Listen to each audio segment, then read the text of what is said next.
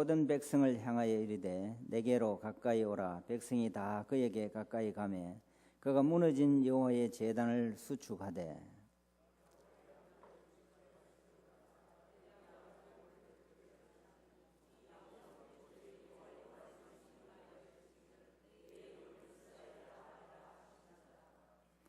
그가 여호와의 이름을 의지하여 그 돌로 제단을 쌓고 제단을 돌아가며 곡식 종자 두세 알을 둘 만한 도랑을 만들고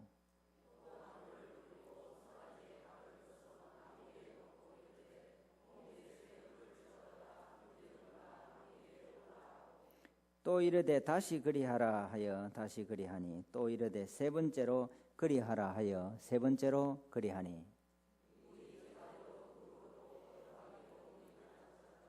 저녁 소재 드릴 때에 이르러 선지자 엘리야가 나아가서 말하되 아브라함과 이삭과 이스라엘의 하나님 여호와여 주께서 이스라엘 중에서 하나님이신 것과 내가 주의 종인 것과 내가 주의 말씀대로 이 모든 일을 행하는 것을 오늘 알게 하옵소서.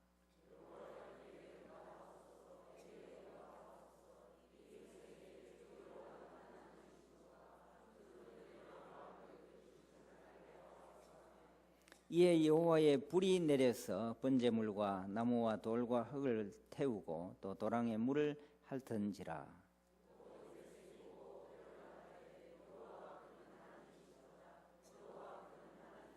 같이 읽겠습니다. 엘리야가 그들에게 이르되 바알의 선지자를 잡되 그들 중 하나도 도망하지 못하게 하라 하매 곧 잡은지라. 엘리야가 그들을 기손 시내로 내려가다가 거기서 죽이니라. 아멘.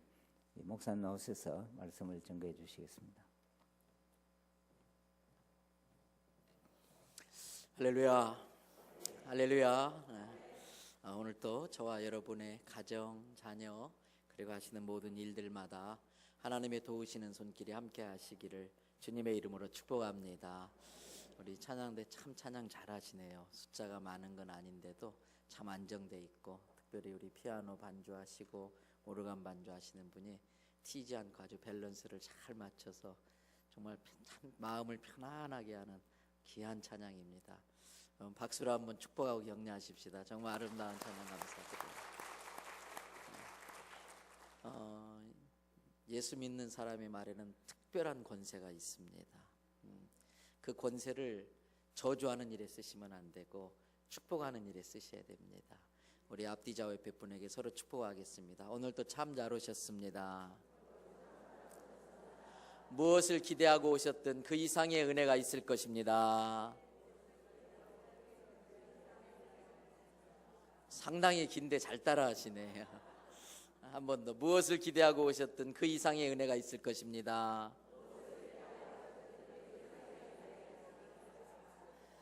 한 번 더 따라합시다. 옆 사람 보고 한 번 사는 인생인데 이왕이면 하나님의 축복을 듬뿍 받고 삽시다.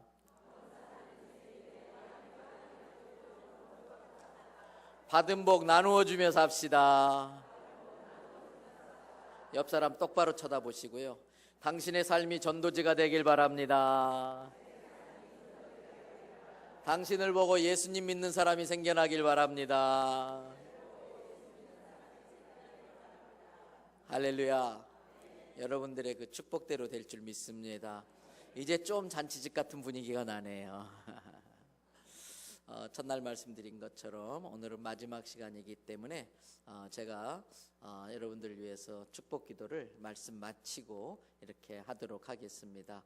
예물 미리 올려놓으셔도 됩니다. 지금 올려놔 주시지요. 저희 교회 학교, 제가 교회 학교를 다닐 때만 해도 그땐 주일 학교라고 그랬지요. TV가 별로 없었고 요즘 같은 그런 게임이 없고 재밌는 게 별로 없었어요. 그래서 주일날 교회 가서 교회 학교 선생님한테 성경 이야기 듣는 것이 그렇게 재미가 있더라고요. 요즘 선생님도 그렇습니다만 옛날 선생님들은 얼마나 열심히 했는지 몰라요. 찬송가를 그 종이에다가 써가지고 이렇게 넘겨가면서 그러면서 성경 이야기를 하는데 완전 구연동화 하는 것처럼. 근데 들어도 또 재밌는 거예요. 다 아는 이야기인데도. 그 중에 아주 신나는 이야기가 홍해 갈라지는 이야기. 뻔히 아는데도 얼마나 선생님이 재밌게 말하는지 어떡하지 하다가 홍해 쫙 갈라지고 이스라엘 백성 건너고 바로의 군대가 그냥 막 그 물에 잠겨서 죽는 이야기 들으면 와 신난다. 또 재밌는 부분이 다윗이 골리앗 쓰러뜨릴 때예요. 얼마나 재밌네요. 어린이 여러분, 용감한 소년 다윗이 물맷돌에서 징징 돌리는데 그냥 쏙 빨려 들어가요. 그리고 골리앗 빡 쓰러질 때 막 와 박수치고. 그리고 또 아주 드라마틱하고 재밌는 부분이 오늘 본문이에요. 갈멜산에서 엘리야 선지자가 단독 혼자서 바알 선지자 450명, 아세라 선지자 400명과 850대 1로 맞짱 떠가지고 그들을 그냥 싹 기손 시내가에서 날려버리는 이 이야기는 얼마나 재밌는지 몰라요. 그런데 여러분, 성경을 읽으실 때는 항상 그 성경의 내용이 오늘 나와 무슨 관계가 있을까 늘 나의 삶과 연결지으며 읽으셔야 돼요. 지금 이 열왕기상 18장은 어떤 이야기인가? 3년 반 동안 옛날 성경에는 한자를 써서 비우자 이슬로자 우로라고 표현했는데 개역개정에 비는커녕 이슬 한 방울 내리지 않았다 그랬어요. 우리나라처럼 평상시에 그런대로 또 비가 좀 오는 강수량이 어느 정도 있는 나라도요, 한 3개월, 5개월, 6개월만 비 안 와도 심각해집니다. 여러분, 어제 온 비는 진짜 좋은 비입니다. 식물들에게 있어서는 너무나 단비입니다. 우리나라 기상 관측사상 지난 1월달 서울에 1월 동안 비 한 번도 안 온 최초의 신기록입니다. 여러분, 그렇게 정도 되면은 한 3개월, 6개월 비 안 오면 도서지방에는 급수선이 떠야 됩니다. 그런데 이스라엘은 사막기후입니다. 평상시에도 강수량이 적은 곳입니다. 그런데 1년도 아니고요, 2년도 아니고요, 3년에다가 6개월 동안 비는커녕 이슬 한 방울 내리지 않았어요. 그럼 어떤 일이 벌어질까 상상력을 발휘하시면서 성경을 읽으셔야 돼요. 1년 정도 비가 안 오니까요, 논바닥이 쫙쫙 갈라지기 시작합니다. 그리고 거기에 있는 곡식들, 식물들이 새까맣게 타들어가기 시작합니다. 그런대로 견딜만 합니다. 참을만 합니다. 그런데 2년쯤 비가 안 옵니다. 강폭이 줄어들고 강이 딱 마르고 웅덩이에 물이 조금 고여 있을 뿐입니다. 그 물이라도 먹겠다고 온갖 짐승들과 가축들이 거기서 막 서로 물 먹으려고 그러다가 픽픽 쓰러져 죽습니다. 그래도 참을만 합니다. 3년쯤 비가 오지 않는다고 생각해 보세요. 내 아이가 엄마 나 목말라 죽을 것 같아, 엄마 물 좀 줘요. 못 줘요. 엄마 물 죽어요. 내가 보는 앞에서 내 아이가 물 달라다가 죽어요. 그게 이스라엘의 지금 현실이에요. 그렇다면 어쩌면 지금 내 영적 상태가 짝짝 갈라진 그 논바닥 같지는 않을까요? 어쩌면 내 자녀들이 픽픽 지금 쓰러져 가고 있는 자녀들의 영적 상태가 그런 지경은 아닐까요? 내 사업에 3년 반 동안 하나님의 은혜가 임하지 않아서 곧 쓰러질 지경이 되어 있지는 않은가? 어쩌면 우리 교회 모습이 그럴 수도 있고요, 더 크게는 한국 교회와 이 한국 사회가 이렇게 기근으로 말미암아 말라 삐뚤어져 죽어가고 있지는 않는가 생각해 봐야 되는 거예요. 그럼 목사님 무슨 말씀입니까? 굶어 죽다니요. 아모스서 8장 11절 말씀 보실까요? 스크린에 말씀 띄워주시고 같이 한번 읽도록 하겠습니다. 아모스 8장 다 같이 읽겠습니다.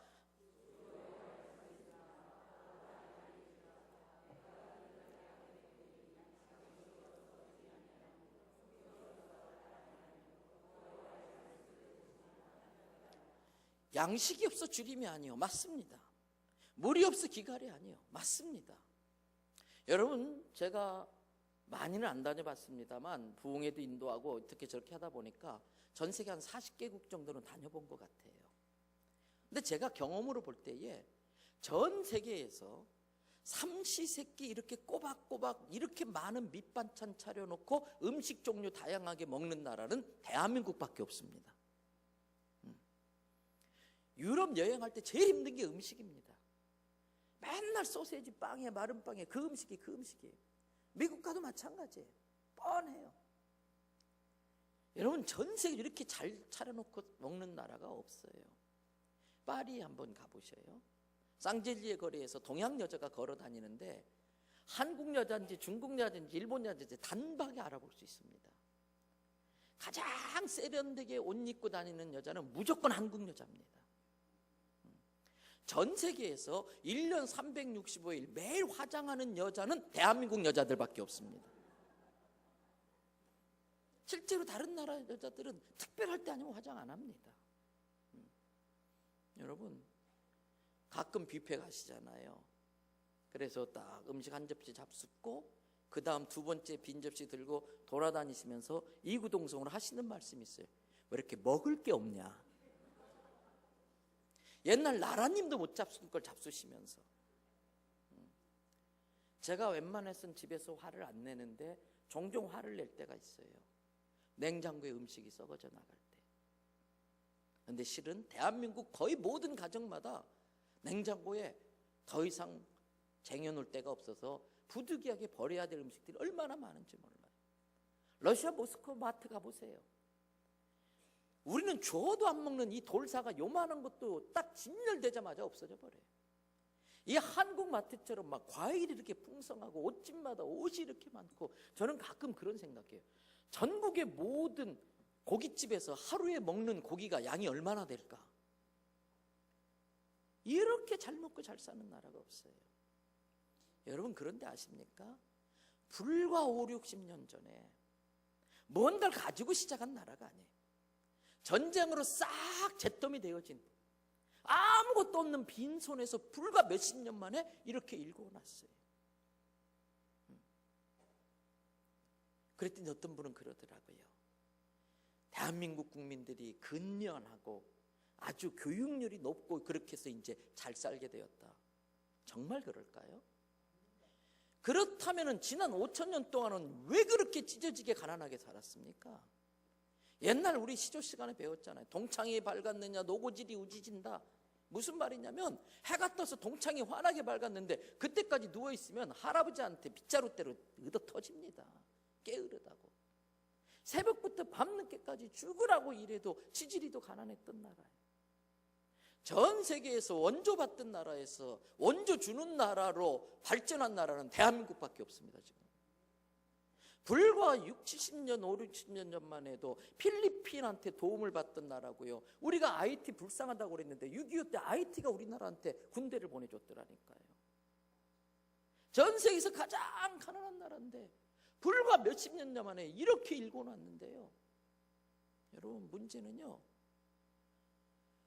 전 세계에서 대한민국 욕하는 사람은 대한민국 사람밖에 없어요. 지금 세계가 난립니다. 한류가요 우리가 상상하는 이상입니다. 외국 나가신 분들은 아실 거예요. 한국 아이돌이 베를린에서 공연한다니까 전 유럽에서 20, 30만 명 유럽 아이들이 모여들어요. 다음 주에 저희에게서 볼리비아 선교사 파송하는데 볼리비아 선교사님한테요 물어보는 게 아유 코리안 그러면은 나 코리안이다. 그럼 막 사인해 달라고 그러면서 BTS 아냐고 방탄소년단 어마어마합니다. 제가 한 번은 이스탄불을 갔는데 여러분 이스탄불 가보신 분 압니다만 터키에 거기에 남대문 시장 같은 그런 재래시장이 큰 게 있어요. 전에 가면요 첫 번째 물어보는 게 아유 제페니스 그래요. 일본 사람입니까? 그러면 no. 그럼 두 번째 물어봅니다. 아유 차이니스?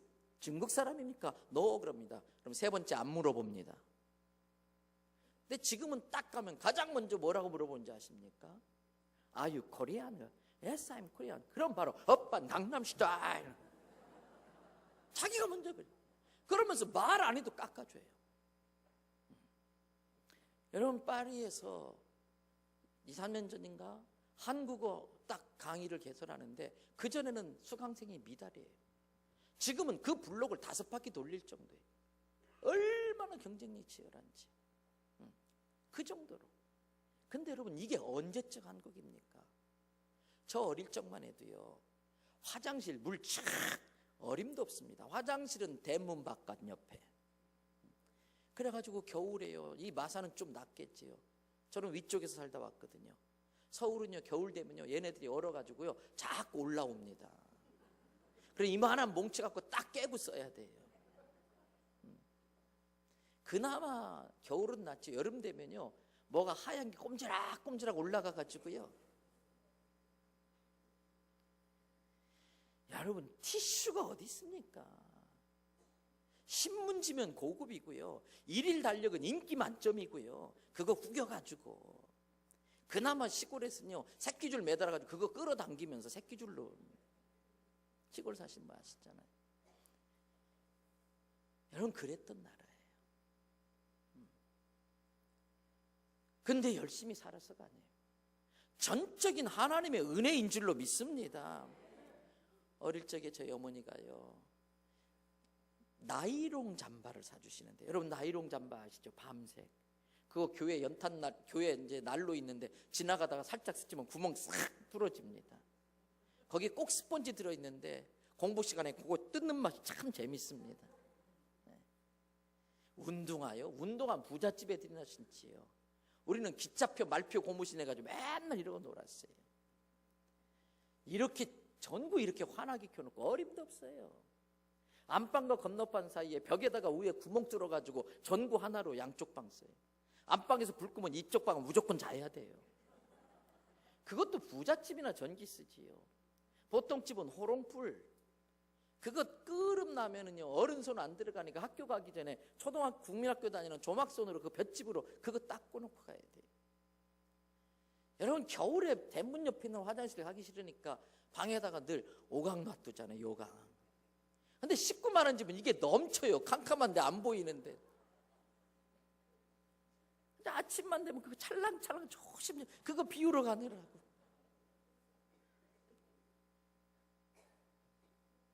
저녁만 되면 어머니들이 옛날에 다마라고 그랬어요. 전구 나간 거. 그거 양말에다 집어넣고 뒤꿈치 그거 꾸며 신어요. 꼬매 신어요. 그리고 이제 이리 와라 그래서 누워가지고서 못 쓰는 달력 지나간 거 하얀 거 뒤집어 놓고 딱 펴놓고 난닝구 벗어라. 탁 털면 뭐가 톡톡 떨어져 막 기어다녀요. 똑똑 그거 참 재밌어요. 그것도 모자라서 난닝구 거꾸로 집어가지고 꼬맨들 갖다가 어머니가 색깔이 죽인다고. 그래 옛날에 왜 이렇게 남자들은 머리에 이 빵꾸가 많이 났는지요. 다 그러고 다녔어요. 나이롱 잠바를 사주셨는데 오래 입으라고 초등학교 1학년 때 사주셨는데 몇 번 접었는데 그게 6학년 때 맞더라고요. 그랬던 나라예요. 근데 이렇게 잘 살게 됐어요. 그런데 감사할 줄 몰라요. 여러분 우리 힘으로 해방된 거 아니잖아요. 우리 힘으로 해방된 게 아니에요. 우리 힘으로 공사나 막은 거 아니에요. 하나님의 은혜가 아니었으면 벌써 공사나 됐어요. 그런데 문제는 뭔지 아십니까? 이 땅 백성들이 하나님이 주신 축복을 감사할 줄 모르고 하나님이 주신 축복으로 죄짓는 짓을 하고 있어요. 여러분 말세의 증상이 마태복음 24장 25장에 보면 많이 나옵니다만은 예수님이 말씀해 주신, 근데 말세라는 것의 대표적인 증상 중에 하나는 저는 뭐라고 생각하냐면 패역이라고 생각해요. 패역한 백성. 패역이 뭘까? 천륜을 깨는 게 패역입니다. 뭐가 천륜인가? 하나님이 맺어준 인연이 천륜이에요. 하나님이 맺어준 인연이 뭡니까? 부모와 자식의 인연이에요. 그런데 옛날에는요 자식이 부모 죽이는 사건이 터지면 나라가 발칵 뒤집혔어요. 말세라고 큰일 났다고 발칵 뒤집혔어요. 근데 요즘은요 그거 뉴스도 안 나와요. 너무 흔하니까. 요즘은요 자식이 부모 죽이는 거 있을 수 있다 하겠지만은 요즘은 한 단계 더 나아가서 부모가 자식을 죽이는 시대가 돼버렸어요. 나라가 그 정도로 패역해져 버렸어요. 그 모든 이유가 뭐냐면 다시 아모스 8장 11절을 한번 펴주세요. 스크린 말씀 띄워주세요. 자, 보세요. 예. 내가 기근을 땅에 보내리니 양심이 없어 주림이 아니요 물이 없어 가람이 아니라 무엇을 듣지 못한 기갈이다? 말씀. 하나님의 말씀에 대한 기갈 때문에 백성들이 패역한 짓을 해요. 말씀을 듣지 못하니까, 말씀을 먹지 못하니까 영적으로 삐짝 말라가가지고 영이 죽으면 짐승만 또 못한 짓을 해요. 생리적으로 사람이나 짐승이나 똑같은 하나님이 똑같은 재료로 만들었기 때문에 시스템은 똑같습니다. 먹고 소화시키고 배설하고. 다만 짐승과 사람의 우등과 열등의 차이가 있어서 가장 우등한 시스템을 갖춘 짐승이라면 사람이에요. 그런데 사람이 짐승과 다를 수 있는 것은 하나님께서 그 창조하신 그 짐승 사람에게 하나님의 영 불어넣어줬기 때문에 영적인 존재가 되어서 사람이 된 거잖아요. 그런데 마귀의 거짓말에 속아서 이 영이 죽어버려요. 영이 죽으면 짐승과 다를 바가 없어요. 그래서 여러분, 짐승 같은 놈 그래요. 근데 더 나아가면요, 짐승만 또 못한 놈 그래요. 어떤 짐승보다도 두뇌가 더 발달됐기 때문에 못된 쪽으로 나가기 시작하면 어떤 짐승보다도 더 못된 짓을 할 수 있어요. 여러분, 그래서 아프리카에서요 원숭이들이 회의를 했어요. 그래가지고 유엔에다가 항의문을 보냈대요. 우리 원숭이들은 인간 같은 자손을 둔 적이 없다. 우리 자손이라면 저렇게 흉악한 짓을 할 리가 없다. 영이 죽으면 짐승 같은 놈이 돼요. 더 심하면 짐승만 또 못한 놈이 돼요. 그래서 부모도 죽이는 패역을 저지르는 거예요. 때문에 지금 대한민국의 모습을 솔직히 까놓고 이야기하면요, 하나님 입장에서 볼 때는 망할 짓을 하고 있어요. 망해야 돼요. 그래서 어떤 분들은 요즘 나라의 모습을 보면서 망해봐야 정신 차린다 그렇게 말을 해요. 공산화가 되어보고 또 식민지가 되어봐야 정신 차린다 이렇게 말할 정도로 끔찍한 이야기를 해요. 그런데 망하지 않고 있어요. 왜 그럴까? 저는 몇 가지를 생각해 봤어요. 그 중에 하나는요, 이렇게 짧은 기독교의 역사에 이렇게 좁은 땅덩어리에서 이렇게 많은 순교의 피를 뿌려본 적이 별로 없어요. 세계 기독교 역사상 물론 많은 잔인한 일들도 있었지만 이 짧은 기간에 이 좁은 땅덩어리에서 이렇게 많은 순교의 피를 흘린 적이 없어요. 때문에 하나님께서 망할 짓을 하는 이 민족을 향해서 한 대 내려치려다가도 그 믿음의 선배들이 부르짖는 그 순교의 피 때문에 하나님이 심판의 채찍을 멈추고 계신 줄로 믿습니다. 두 번째, 망하지 않는 이유가 있더라고요. 어찌됐든 아직까지는 하나님께서 이 민족을 통해서 열방을 죽게 돌아오게 하는 일에 마지막 라스트 러너, 마지막 주자로 이 민족을 쓰시려는 계획 때문에 그렇습니다. 그래서 이 짧은 기간 동안 기독교가 확 부흥하고 인구 비율로는 전 세계에서 1위로 선교사를 파송하는 국가로 발전할 수가 있었던 겁니다. 그래서 하나님은 오래전부터 우리 한국 사람들한테는요, 선교사 DNA를 넣어주셨어요. 근본적으로 선교사 DNA가 있는데 그 중에 하나가 뭐냐면은 여러분, 먹는 것에 대한 DNA가 있어요. 한국 사람은요, 남이 먹는 거 다 먹고 남이 못 먹는 것도 먹어요. 에덴 동산의 아담과 하와가 어느 민족 사람일까? 잘 몰라요. 그러나 확실한 건 한국 사람이 아니라는 증거는 있어요. 어떤 증거냐? 뱀이 하와에게 선악과 따먹어라 그랬을 때에 하와가 한국 여자였었더라면 굉장히 달라졌을 거예요. 바로 그 다음날 아담 앞에 뱀탕이 올라왔을 거예요. 그렇게 안 한 걸 보니까 한국 민족은 아닌 것 같아요. 여러분, 그래서 한국 사람들은요, 세계 어느 곳에 가도 어떤 음식이든지 다 적응해요. 음식 DNA가 있어요. 또 하나의 DNA가 있는데 날씨 DNA가 있어요. 전 세계에서 이렇게 사계절이 뚜렷한 나라는 그리 많지 않아요. 그래서 한국 사람들은요, 전 세계 어디 가든지 웬만한 기후는 다 버텨내요.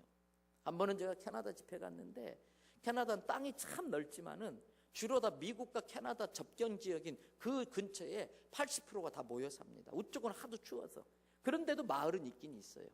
그런데 진짜 추운 마을에 가니까 유일하게 거기에 현대 자동차 서비스 센터가 있더라고요. 다른 나라를 못 들어오는데도. 여러분, 전 세계 사람들이 한국 음식을 너무나 요즘 좋아해요. 얼마나 한국을 부러워하는지. 여러분, 어한처 보셨지? 어한처 모르세요? 어서와 한국은 처음이지. 한국은 문화 보는 음식 문화가 얼마나 발달되어 있는지 우리는 다 적응하는 거예요. 그리고 날씨에 얼마나 잘 적응하는지. 그래서 우리나라가 이렇게 잘 살게 된 중요한 계기 중에 하나가 5.16 끝에 우리 장로님들, 어르신들, 우리 선배님들이 중동에 가서 그 더위와 추위 속에, 그래서 낮에는요 얼마나 더운지 이 철근 그냥 지면은 화상이 보여요. 그래서 낮에는 다른 나라 사람들은 도저히 일을 못해요.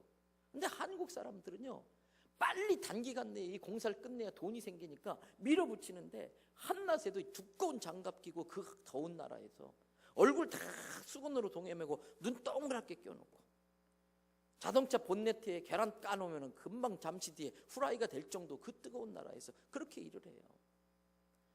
한국 중동의 어떤 국가의 국왕이 밤에 비행기 타고 사막을 날아가요. 성지순례 가보신 분 압니다만 사막이 밤에는 깜깜한데, 근데 국왕이 비행기에서 보니까 사막이 환한 거예요. 야, 저거 뭐냐? 얘 전하, 꼬레아가 지금 횃불 켜놓고 고속도로 닦는 중입니다. 24시간 공사판을 돌리는 거예요. 단기간에 공사 끝내서 돈 많이 벌려고. 그 국왕이 감동해가지고 우리나라 공사는 다 저 나라 줘라. 전 세계로 다 적응하는 거예요. 이 선교사 DNA 때문에 하나님께서 이 민족을 마지막 때에 열방을 죽게 돌아오게 하는 선교하는 민족으로 쓰기 위하여 살려두는 줄로 믿습니다. 또 살려두는 이유가 있습니다. 여러분, 우리나라에서 어떤 조직이 통계상대로 한다면 일주일에 한 번씩 1,000만 명이 모일 수가 있습니까? 물론 방탄소년단이 오면은 20만 명, 30만 명 모이지요. 그런데 그건 어쩌다 한번 매주마다 공연해 보세요. 매주마다 그렇게 모이나? 안 돼요. 근데 기독교는요 일주일에 한 번씩 매주마다 1,000만 명이 모이는 조직이에요. 무엇보다도 가장 중요한 것은 적어도 매일같이 365일 100만 명 이상이 하나님 앞에 매일 새벽마다 기도하고 있어요. 전날 간밤에 이 땅에서 저질러졌던 죄를 우리에게 돌려달라고 하면서 대신 회개 기도를 막 올리는 거예요. 소돔과 고모라가 왜 망했습니까? 죄가 많아서 망했어요. 그러나 안 망할 수 있었잖아요. 그런데 망했어요. 누굴 찾지 못해서요? 의인녀를 찾지 못해서. 그나마 다행히도 새벽마다 그렇게 기도하는 사람들이 있기 때문에 망할 짓을 하면서도 하고 있지만은 늘 그것에 대한 회개 기도가 있기 때문에 하나님께서 또 봐주고 또 봐주는 거예요. 그런데 언제까지냐 하는 거예요. 언제까지냐 하는 거예요. 오늘 본문에 하늘에서 불이 내려가지고 재물을 싹 불태웠다는 그 내용 때문에 목사님들이나 부흥사님들이 가끔 본문을 가지고서 불받아라 설교를 하세요. 그런 주제의 설교를. 틀린 거 아니겠지요. 성령이 주신 감동 따라 그렇게 설교 준비해서 말씀 전할 수 있겠지요. 그런데 오늘 본문의 근본적인 내용은 뭘까? 불받아서 뭐 하시려고요? 불받아서 뭐 하시려고요? 오늘 본문은 성령의 불을 체험해가지고 3년 반 동안 비가 오지 않은 내 가정에 은혜의 비를 내리게 하라는 거예요. 이러한 집회를 통해서 성령의 능력, 성령의 불을 받아서 3년 반 동안 비가 오지 않아서 짝짝 갈라지는 것 같은 내 회사에 은혜의 비 내리게 하라는 거예요. 저는 이 마산 제일교회가 이 시대에 갈멜산이 되기를 축복합니다. 저는 오늘 이 자리에 모인 분 많은 사람 필요 없습니다. 기독교는 한 사람의 기독교입니다. 항상 하나님은 한 사람을 통해서 역사합니다. 아브라함 한 사람을 통해서 이스라엘 민족을 일구어내시고요, 요셉 한 사람을 통해서 애굽이라고 하는 인큐베이터를 장만하시고요, 그래서 이스라엘 민족을 키워낸 다음에 모세 한 사람을 통해서 출애굽을 하시고요, 바울 한 사람을 통해서 세계 선교의 문을 여시고요, 오늘 마찬가지로 엘리야 한 사람을 통해서 3년 반 동안 비가 오지 않았던 그 땅에 비를 내리게 하지 않습니까? 오늘 많은 분이 있다 할지라도요, 말씀을 듣고 하나님의 부르심 앞에 아멘 하면서 주님 내가 여기 있습니다, 이사야처럼, 그리고 이 엘리야처럼 하나님이 찾으시는 그 한 사람, 이 시대에 비를 내리게 하는 그 한 사람, 엘리야를 찾고 계시는데, 오늘 이 마산제일교회가 이 시대의 갈멜산이 되고 이 자리에 모인 여러분들이 이 시대의 엘리야가 되기를 축복합니다. 3년 반 동안 비가 안 왔어도 괜찮아요. 오늘 본문을 통해서 비를 내리게 하면 되는 거예요. 그래서 오늘 말씀의 제목이 뭡니까? 한번 따라합시다. 그대 비를 내리게 하는 사람. 할렐루야. 네. 소돔과 고모라에서 찾지 못했던 의인녀를 이 마산 제일교회에서 찾을 수 있게 되기를 바랍니다. 그러려면 어떻게 해야 엘리야 같은 사람이 되나, 어떻게 해야 비를 내리는 사람이 될 수 있나? 17절 말씀을 보십시다. 첫 번째, 다 같이 함께 17절 읽겠습니다. 다 같이 읽습니다. 시작.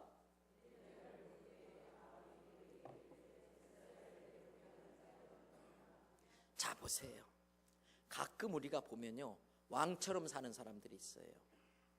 참 부러워 보이는 사람들이 있어요. 그런데요, 아무리 지가 왕처럼 떵떵거리고 살아도요, 다른 사람보다는 좀 더 버틸는지 모르겠어요. 아합은 1년 비 안 와도 까딱 없어요. 왜? 왕이니까. 2년 비 와도 껐딱 없어요. 왜? 왕이니까. 그러나 아무리 왕 같은 사람도 하나님께서 3년만 은혜 딱 끊으니까 왕궁에서 기어 나오지 않을 수가 없는 거예요.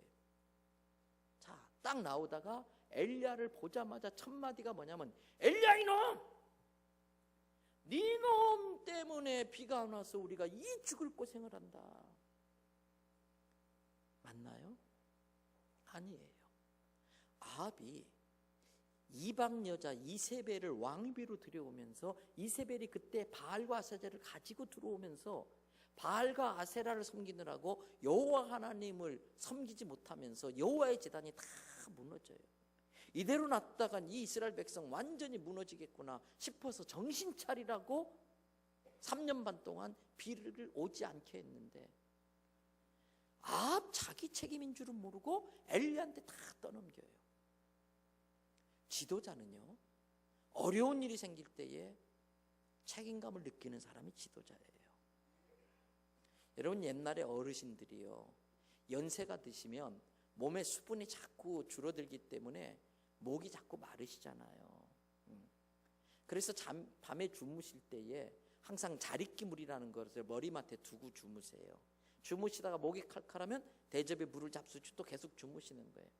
근데 어느 집에 할아버지가 이렇게 물을 드시고서 빈 대접을 안방 문 앞에 놔둔 거예요.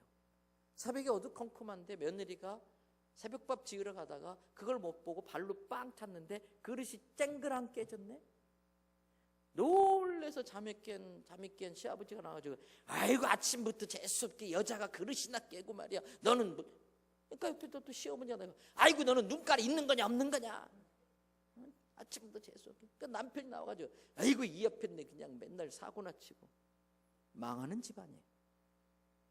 그릇 쨍그랑 깨지자 시아버지가 얼른 나오죠. 어이구 아가야, 어디 다친 데 없냐, 어이구 미안하다, 내가 어제 갖다 놔야 되는데 귀찮다고 내가 방문에 나와서 이런 일이 벌어졌구나. 할머니 나오시네. 아이고 영감, 내가 몇 번이나 그런 이야기 했는데 또 어떻게 이래가지고 아이고 안 다쳤냐? 아이고 안 다쳤으면 괜찮다. 남편이 나오더니 어이구 여보 괜찮아?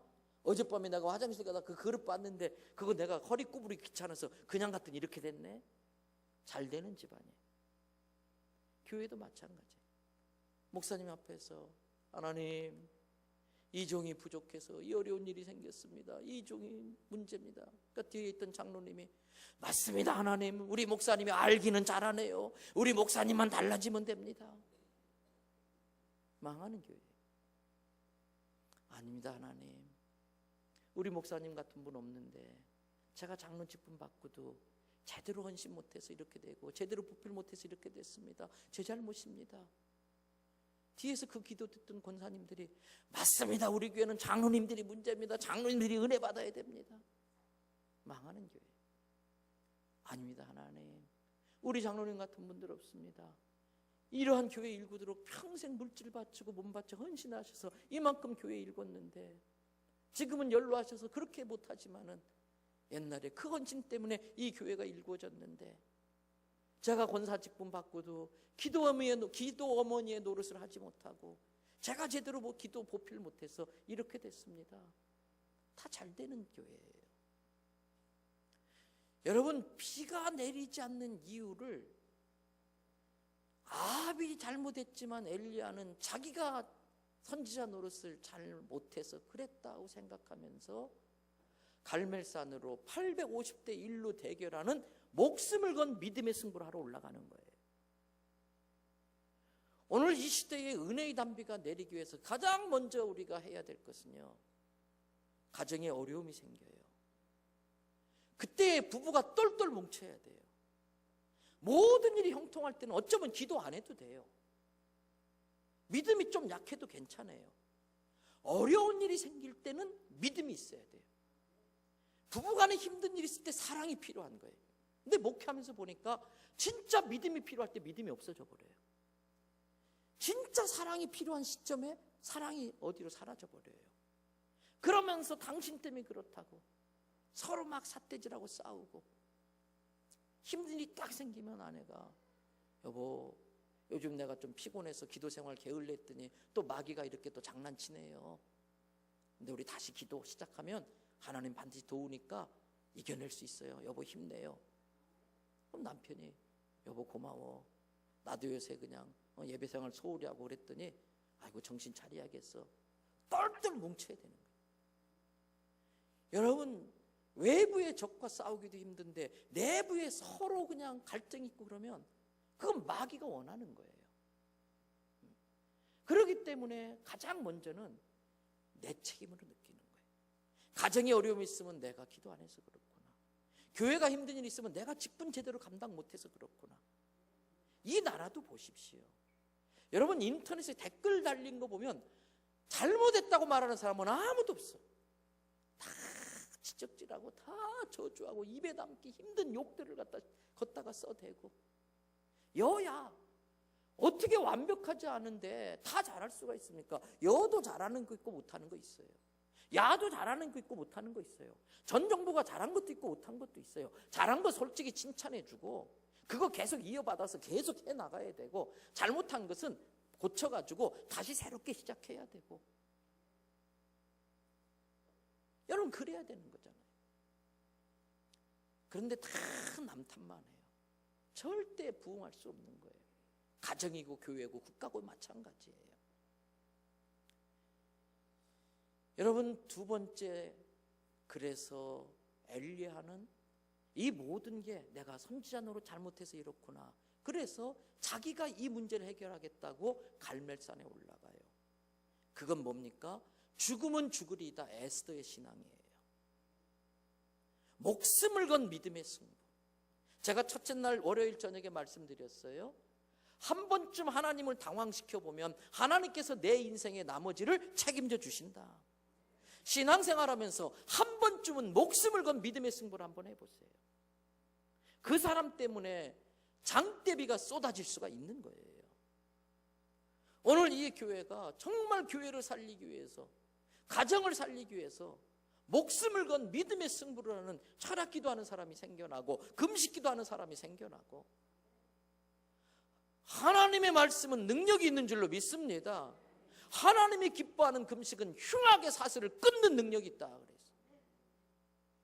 그러한 목숨을 건 믿음의 승부들을 하셔야 돼요. 여러분 교회 권사님도 잘하겠습니다만 저희 교회 권사님들이 참 감사해요. 어젠가 그저께 말씀드렸잖아요. 저희 교회가 매일 밤 철야 기도회가 있습니다. 권사님 세 분이 딱 짝을 지어서 매달 이제 셋째 주가 되면은 다음 달 기도 담당자 딱 제가 주보에 발표해요. 자기들끼리 짜서 하라고 그랬더니 신학기 사람끼리 모여가지고 밤새 수다 떨더라고요. 그래서 전혀 남 모르는 사람끼리 섞어서 딱 해주고, 그러면 새벽 기도 시간 같이 막 기도해. 그럼 권사님들만 하라는 게 아니에요. 어느 여전도회든 남전도회든 누구든지 철회하고 싶은 사람은 와서 하는 거예요. 근데 그게 쉽습니까? 그게 목숨을 건 승부예요. 그게 엘리야예요. 여러분 이 교회에 그런 믿음을 가지고 목숨을 건 믿음의 승부를 할 수 있는 엘리야들이 생겨나기를 바랍니다. 그리고 이제 엘리야가 가는데 뒤에서 기도해 줄 중보 기도자들이 필요한 거예요. 그래서 21절을 보세요. 우리 21절 말씀 다 같이 읽겠습니다. 시작.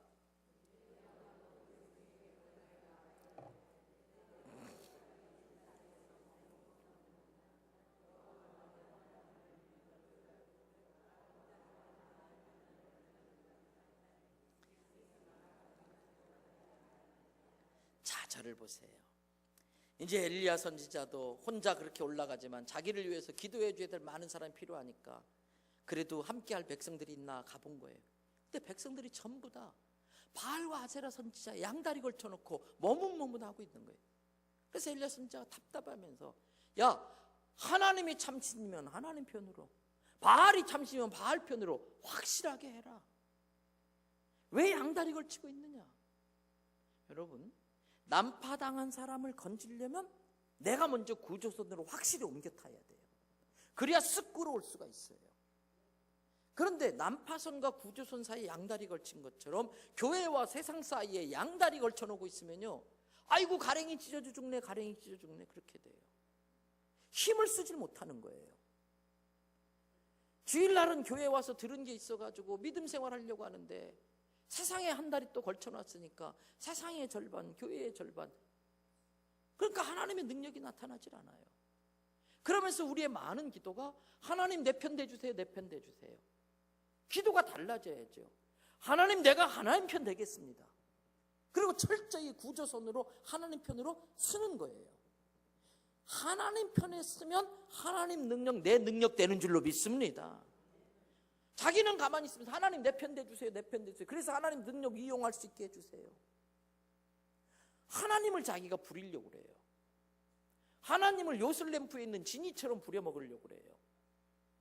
마치 성경이 어떤 도깨비 요술방망이처럼 그렇게 써먹으려고 그래요. 그래서 자꾸 하나님이 나의 뜻에 맞추라고 강요를 해요.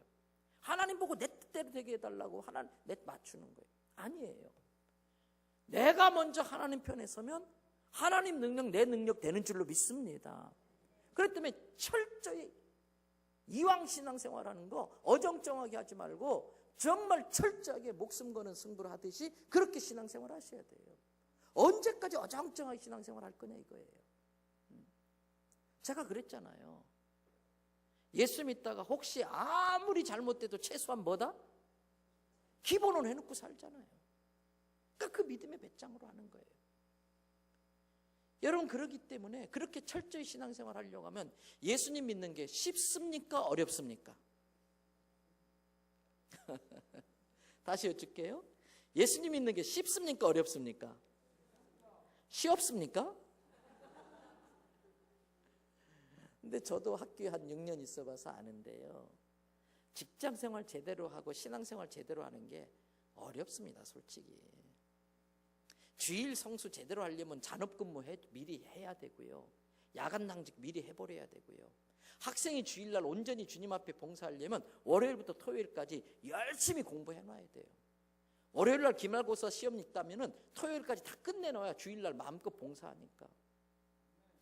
여러분, 교회 일 좀 한다고 하는데 집에 가보면 싱크대에 그냥 설거지거리 쌓여가지고 문 열고 들어가면 시궁창 냄새나 나고, 그러면 남편 안 믿어요. 교회 일 한다고 하는데 그 집에 그냥 소매는 맨날 콧물 반짝반짝거리고 남편 와이사스는 떼국물이 흐르고, 그러면 예수 안 믿어요. 살림 삐까뻔쩍하게 해놓고 교회 일 해야 예수님 믿는 거예요. 근데 그렇게 신앙생활 하려니까 어렵습니다. 근데 어렵다고 신앙생활 안 할 수는 없어요. 우리는 아무리 어려도 끝까지 신앙생활 해야 되는데, 이왕 신앙생활 할 바에 달게 하자고요. 쓰게 하지 말고. 이왕 져야 될 십자가 쓰게 지지 말고 달게 지시기를 바랍니다. 그러면 신앙생활 이왕 하는 건데 어렵게 하지 말고 쉽게 하려야 되는데, 쉽게 하는 비결이 있더라고요. 가르쳐 드릴까요? 이왕 예수 믿는 거 미쳐서 믿으시길 바랍니다. 왜요? 미친 여자치고 웃지 않고 다니는 여자가 없더라고요. 물론 이제 가끔 미친 것 같은데 안 웃고 다니는 여자들도 있어요. 이유는 간단합니다. 덜 미쳐서 그래요. 제대로 미치면 에브리데이 해피데이예요. 근데 미쳤다는 말이 얼마나 예쁜 말인지 아세요? 보세요. 못 미쳤다. 다 미쳤다. 다 달았다는 뜻이, 이르렀다는 뜻이.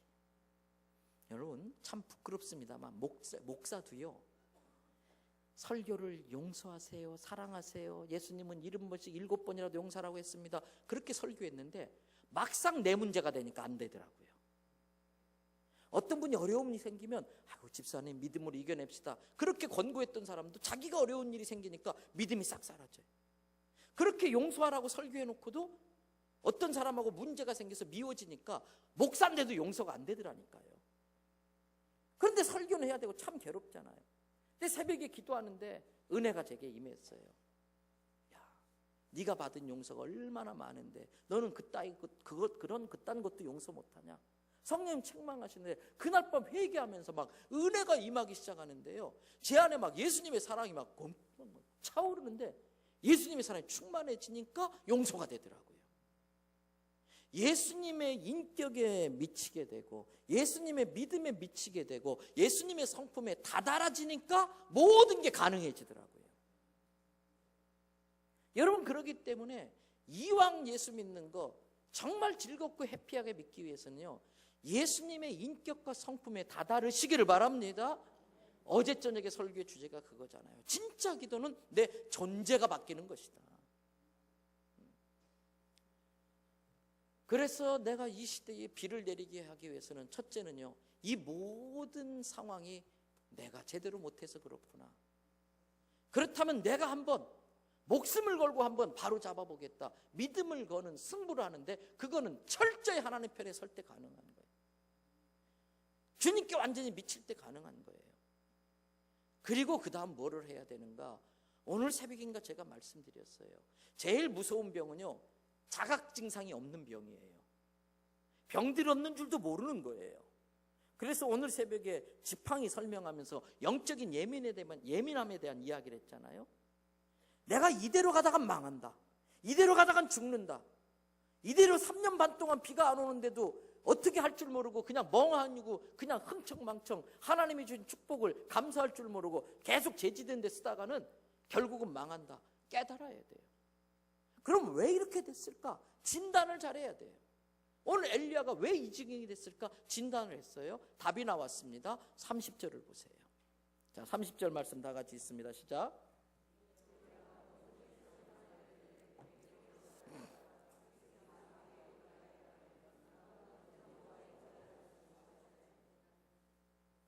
바알과 아세라를 섬기느라고요, 제단이 다 무너져 버렸어요.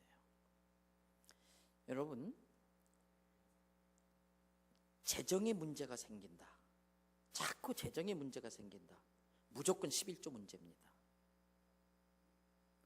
자녀의 앞길이 될 듯 말 듯 자꾸 막힌다, 무조건 목회자와의 관계입니다. 영적인 부모와의 관계가 삐뚤어졌으면 육적인 자녀와의 관계가 문제가 생겨요. 여러분, 몸이 자꾸 아프다, 하나님의 부르심에 대한 불순종입니다. 몸으로 자꾸 헌신하면 주님이 감당할 수 있도록 건강 주시는데 내 몸이 아프다, 피곤 강박관념에 쏘가가지고서 늘 쉬어야 된다. 쉬는데 맨날 피곤해. 그 사람은 피곤 강박관념에 사로잡혀서. 그래서 병원 가면 딱히 병명도 없는데 자꾸 비실비실거려 몸이 아프다. 이건 봉사의 문제예요. 부르심에 대한 헌신의 문제예요. 그리고 뭔가 될 듯 말 듯 될 듯 말 듯 안 풀린다. 예배의 문제입니다. 그래서 재정의 문제가 생긴다. 11조 체크하셔야 돼요. 자녀의 앞길이 자꾸 이유 없이 막힌다. 목회자의 관계 체크하세요. 자꾸 몸이 비실비실 힘든다. 부르심에 대한 순종을 체크하셔야 돼요. 다른 아무 문제 없는데 자꾸 뭐가 꼬인다. 가장 먼저 예배 생활 체크하셔야 돼요. 그래서 예배에 성공하면 인생에 성공하고 예배에 실패하면 인생에 실패하는 거예요. 어느 날 김서방이 이진사 댁에 품팔러 갔어요. 며칠 동안은 저 있는 밭을 좀 일구라고 그래서 그냥 그 땡볕 때 고생하면서 밭에 돌을 캐내고 밭을 일궜어요. 며칠 지나니까 이진사가 김서방을 여보시게, 김서방 이리 와보시게. 지난 며칠 동안 참 애쓰셨네. 정말 열심히 성실 일해줘서 고맙네. 그리고서 정말 내가 자네 정말 수고했길래 내가 특별히 세경에 좀 신경 썼네. 그래서 백미 한 마리를 준 거예요. 그 보릿고기 어려운 시절에 백미 한 마리를 준 거예요. 김서방이 너무나 고마워져. 아이고 진설은 감사합니다, 감사합니다. 그러면서 옛날 쌀집에서 쓰던 자전거 있잖아요. 이 큰 자전거. 거기다가 이 백미 한 마리를 싣고 그냥 집에 이 보릿고개에 애들 굶주린 거 생각해가지고 막 페달을 막 밟고 그 고개를 넘어가지고 자기 집에 온 거예요. 쌀이면 삐가닥 열면서 목에 힘주면서 마누라 뭐해 영감이 백미 한 마리 받아왔는데 그 말에 그냥 막 애들이 와 흰쌀밥 먹게 되었다 막 쫓아나오고 아내도 막 버선발로 쫓아나와서 아이고 여보 수고했다고 자전거 딱 세고 끽 하고 갔는데 너무 급한 마음에 자루에 주둥이를 안 묶고 그냥 싣고 와버린 거예요. 이게 넘어져가지고 쌀은 빈 푸대만 펄럭펄럭거리는 거예요. 주일은 월요일부터 토요일까지 열심히 일한 것에 품삯 세지 않게 묶어주시는 날이에요. 주일날 열심히 일해요. 버는 것 같은데요, 제가 목회하면서 느끼는 게요, 하나님은요 철저하신데 무엇보다도 자기 것에는 더 철저하시더라고요. 그래서 저희 교회 성도들이요 얼마나 훈련을 잘 받았는지요, 11조 안 내는 성도가 한 명도 없습니다. 전균이 100% 11조 냅니다. 그런데 11조 내는 방식이 조금 달라요. 두 종류로 11조를 내는데 한 종류는요 알아서 자기가 내더라고요. 나머지는요 하나님이 알아서 가져가시더라고요. 제가 신앙생활하면서 보니까 11조 안 내는 사람은 없어요. 그런데 자진납세냐 걷어가시느냐 그 차이예요. 여러분 바벨론의 포로 생활 몇 년 살았습니까? 70년. 왜 70년인지 아시지요? 가나안 땅에 들어가서 6년 농사 짓고 1년 쉬라는 거예요. 그러면 1년 동안 땅 쉬게 하면 6년 농사 지을 수 있도록 땅이 지력을 회복하게 되도록 하나님이 시스템을 만들어 놓은 거예요. 옛날엔 몰랐습니다. 뇌과학이 발달되니까 요즘은 뇌도 원리가 나오는데, 여러분 주일날 쉬지 않고 애들 공부 막 시키지요? 우리 뇌는요 6일치 정보만 입력되도록 저장되도록 돼 있어요.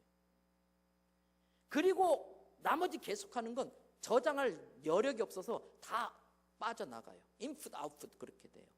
그런데 6일째 딱 저장 인풋 해놓고서 7일째는 그냥 뇌를 푹 쉬게 해놓으면요 그동안 저장된 정보들이 시냅스라고 하는 신경세포 쪽에 다 정보로 저장이 된다는 거예요. 땅도 마찬가지인 거예요. 몸도 마찬가지인 거예요. 6일 동안 열심히 일하고 주일날은 푹 쉬어줘야 되는 거예요. 그런데 가나안 땅에 들어간 지 거의 500년 동안 안식년을 안 지킨 거예요. 그래서 77이 49, 490년 동안 안 지킨 안식년을 하나님이 찾아 잡수시려고 이스라엘 백성 그대로 들여다가 바벨론에 놔둔 거예요. 그리고 70년 자기 거 다 찾아 잡수시고 도로 갖다 놓으신 거예요. 그러니까 주일도 똑같아요. 부산에 가면 여러분 이재모 피자집이라고 있어요. 광복동에. 저랑 부산 크리스마스 트리 축제를 같이 시작한 분이에요. 어머니가 이재모 권사님이고 아드님이 김익태 장로님이세요. 광복동은요, 한 달 매출의 3분의 1이 주일날 생겨요. 근데 이분은 주일날 철저히 문 닫아요. 그런데 하나님이 축복하시는데요, 어마어마해요. 평일날 가도요, 점심 저녁마다 그렇게 줄을 서요. 피자 그거 먹으려고요. 그 넓은 200평 매장에 그냥 테이블마다 사람들이 꽉 차 있어요. 철저한 거예요. 여러분, 그렇기 때문에 내 예배의 재단이 무너져 있는지를 체크하셔야 돼요. 그런데 이 예배를 드리러 올 때의 우리의 마음이에요. 여러분, 이 예배가 얼마짜리일까? 이 예배가 얼마짜리일까요? 전기세? 난방비? 교통비? 그런 거 아니에요. 조금만 올라가면 저 북쪽에서는요, 이거보다 훨씬 더 열악한 예배. 박수 치고 싶어도 들킬까봐 벙어리 박수를 쳐야 되고, 소리 질러가면서 드럼 치고 그냥 피아노 치면서 예배 드리고 싶어도 들키면은 요독 수용소 가야 되기 때문에 립싱크처럼 그러면서 펑펑 우는 거예요. 근데 그 사람들은 그러한 열악한 예배를 드리는데도 그 예배 드리러 올 때마다 각오를 하고 와야 돼요. 어떤 각오? 예배 드리다 들키면 죽는다. 죽을 수 있다가 아니라 죽는다. 그래도 나는 예배 드리겠다. 예배 드리다 들키면 나는 요독수용소에 가서 죽을 때까지 죽는다. 여러분, 3년 동안 갇혀 있었던 캐나다 토론토에 임현수 목사님 계시잖아요. 그분이 3년 동안 북한에 억류되어져 있는데 저 북한의 산골짜기 안에 초막 그 오두막 하나에다가 딱 놓고서 매일같이 일을 시켜요. 아무런 장비도 안 주고 맨손으로 땅을 파라는 거예요. 한겨울에. 그 또 메꾸고 또 파고 가지고 다 동상을 내요. 여러분, 인도네시아 무슬림이 극성한 지역에서는요, 예배 드리는데 밖에서 우리나라 마치 일제시대 때처럼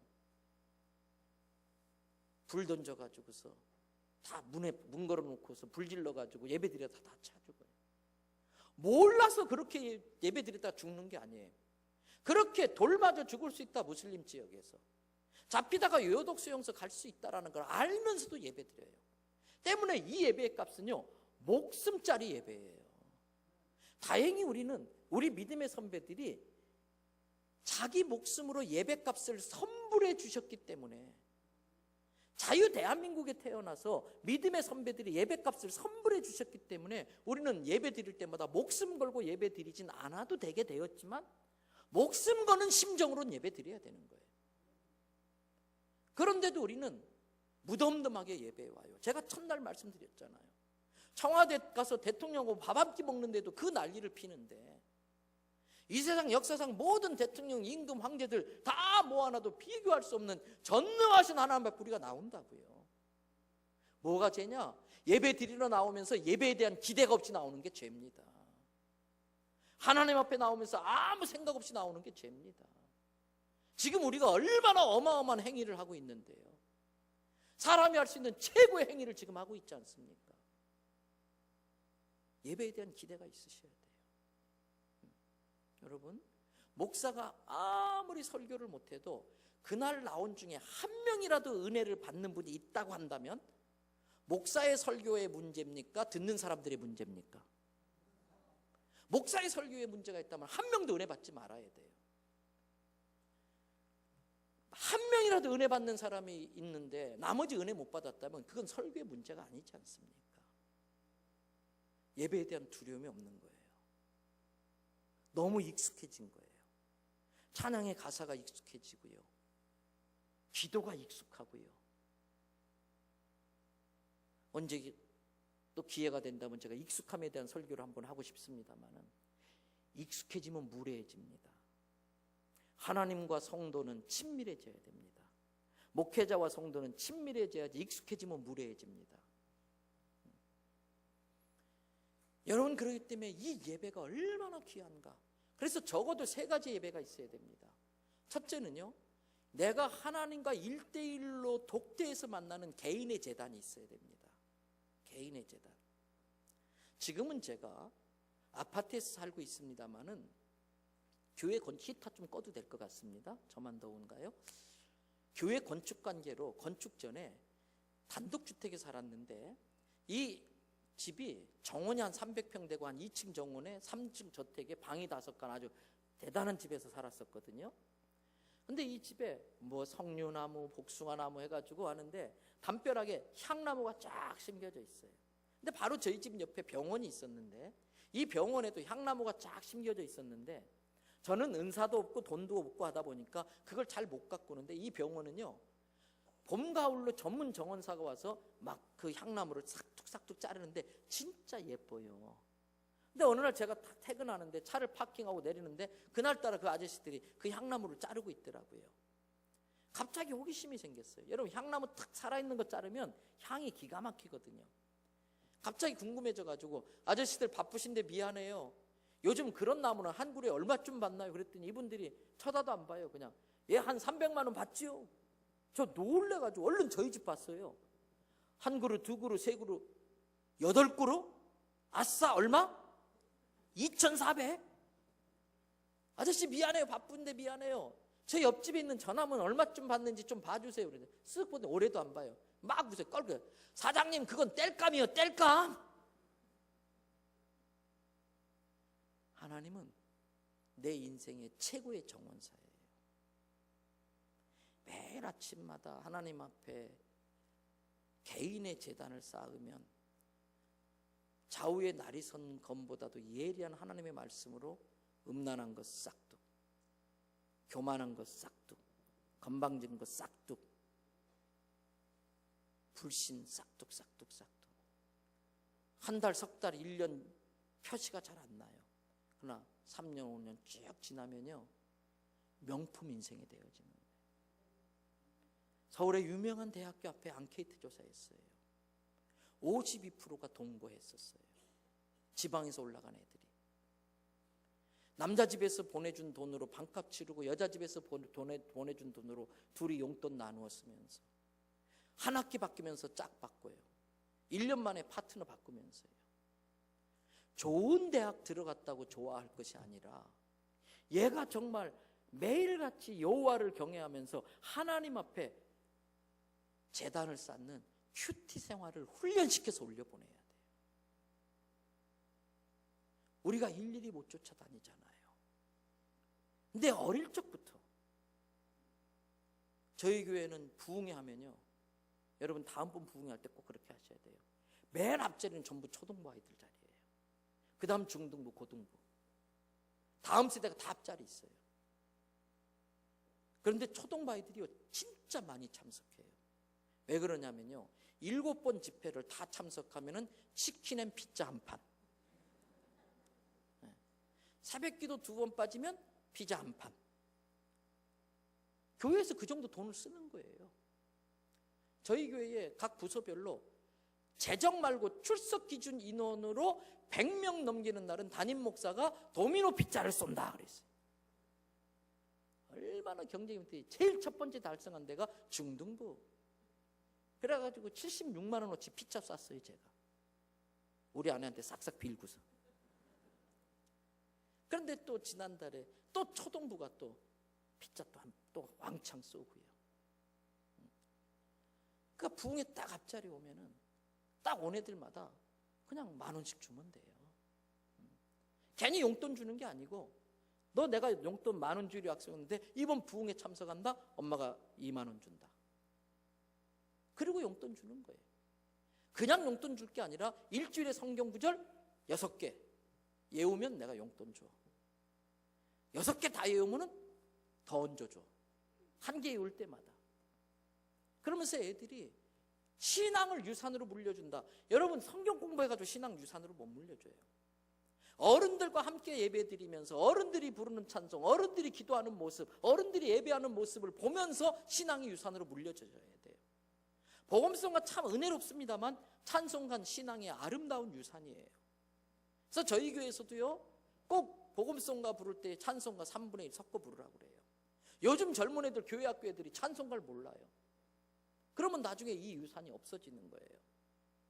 우리 아이들이 하나님을 경외할 줄 알게 만들어서 좋은 대학 보내야지 하나님 경외할 줄 모르는 채 좋은 대학 보내봤자 별 의미 없어요.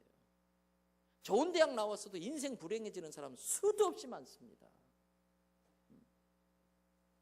여러분, 그렇기 때문에 부모인 나도 그렇고 자녀들도 그렇고 큐티를 하든지 무엇을 하든지 매일같이 하나님 앞에 1대1의 재단을 쌓는 분들이 되시기를 바랍니다.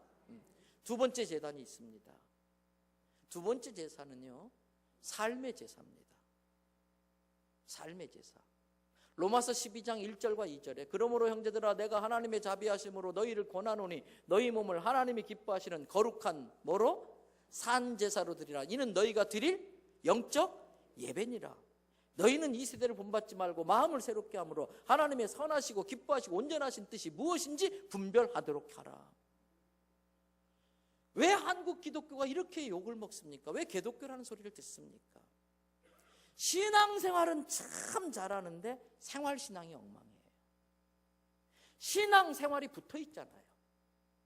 신앙을 생활하는 게 신앙생활이에요. 때문에 우리가 이제는 신앙생활 속에서 생활신앙으로 넘어가야 돼요. 내가 예수님 제대로 믿다가 굶어 죽어도 좋다. 나는 최소한 천국은 따는 거기 때문에 철저히 예수에게 미쳐서 말씀대로 한번 살아보겠다. 말씀대로 살다가 회사가 망하고 말씀대로 살다가 굶어 죽으면 하나님의 순교로 쳐줄 거라고 저는 믿어요. 그러한 빗장으로 철저하게 살아야 되는 거예요. 여러분, 그리스도인이라고 하는 말은 원래 안디옥 지역에 안디옥 교회 교인들을 보고 교회 안 다니는 사람들이 저것들은 입만 열면 그리스도, 입만 열면 그리스도. 그래서 예수쟁이라고 놀려먹으려고 불렀던 이름이 그리스도인이에요. 오늘 우리는 성도님 이런 말을 많이 하는데 우리끼리 성도라고 말하면 좀 낯간지러워요. 거룩한 무리가 성도 아닙니까? 우리끼리 성도님 하는 게 아니라 교회 안 다니는 사람들이 우리들을 보고 성도라고 불러줘야 되는데 성도, 거룩의 근본적인 의미는 separate예요. 분리되어졌다. 구별되어졌다. 다르게 행동한다. 어쩌면 나 같으면 확 엎어버리고 버릴 텐데 어떻게 저걸 참지? 나 같으면 이럴 때 같이 그냥 욕하고 한판 붙을 텐데 어떻게 저 욕을 다 모욕을 당하고 그대로 있지? 나하고는 반응이 다르네. 나하고 다르다. 이게 거룩이에요. 세상 사람들이 볼 때에 우리 보고 거룩하다고 불러주는 거, 그게 성도예요. 아파트 1201호와 1202호가 마주보고 있습니다. 평수가 똑같습니다. 자동차도 비슷합니다. 아마 수입도 비슷할 거예요. 그 집도 아들딸, 이 집도 아들딸. 근데 1201호는요 맨날 1202호 아저씨가 들어보면 맨날 깔깔대고 웃음소리에 노랫소리, 실은 찬송소리. 그 집 애들은 그냥 엘리베이터 어쩌다 만나면 아저씨 안녕하세요, 오늘 날씨 참 좋지, 어디 가세요, 싱글벙글. 근데 자기 집은 맨날 러시아 가방은 스키 그냥 막 그렇게 지고. 그러니까 1202호 아저씨가 인생의 해이를 느끼는 거예요. 평수도 비슷하고 차도 비슷하고 수입도 비슷한데 왜 저 집은 날마다 천국 같은 가정인데 왜 우리 집은 지옥 같은 집구석이냐. 근데 오늘 딱 자기 집하고 다른 게 하나 있더라고요. 1201호 앞에 현관문에 보니까 뭐가 하나 뚝 붙어 있는데 마산제일교회 성도의 집 뻘건 십자가. 달라야 돼요. 이제 한국교회의 소망은요, 성도의 삶이 진짜 성도다워야 되는 거예요. 진짜 성결해야 돼요. 여호와께 성결하라 그랬어요. 내가 거룩하니 너희도 거룩하라. 아버지의 온전하심 같이 너희도 온전하라. 부흥의 이후의 열매는 다른 게 아닙니다. 나부터 달라져야 되겠구나. 나부터 철저히 예수 믿어야겠구나. 그래서 철저히 이제는 삶의 제사, 신앙생활에서 생활신앙으로 넘어가야 할 줄로 믿습니다. 세 번째 제단이 있습니다. 세 번째 제사가 있습니다. 31절을 보세요. 31절 말씀 다 같이 읽도록 하겠습니다. 시작.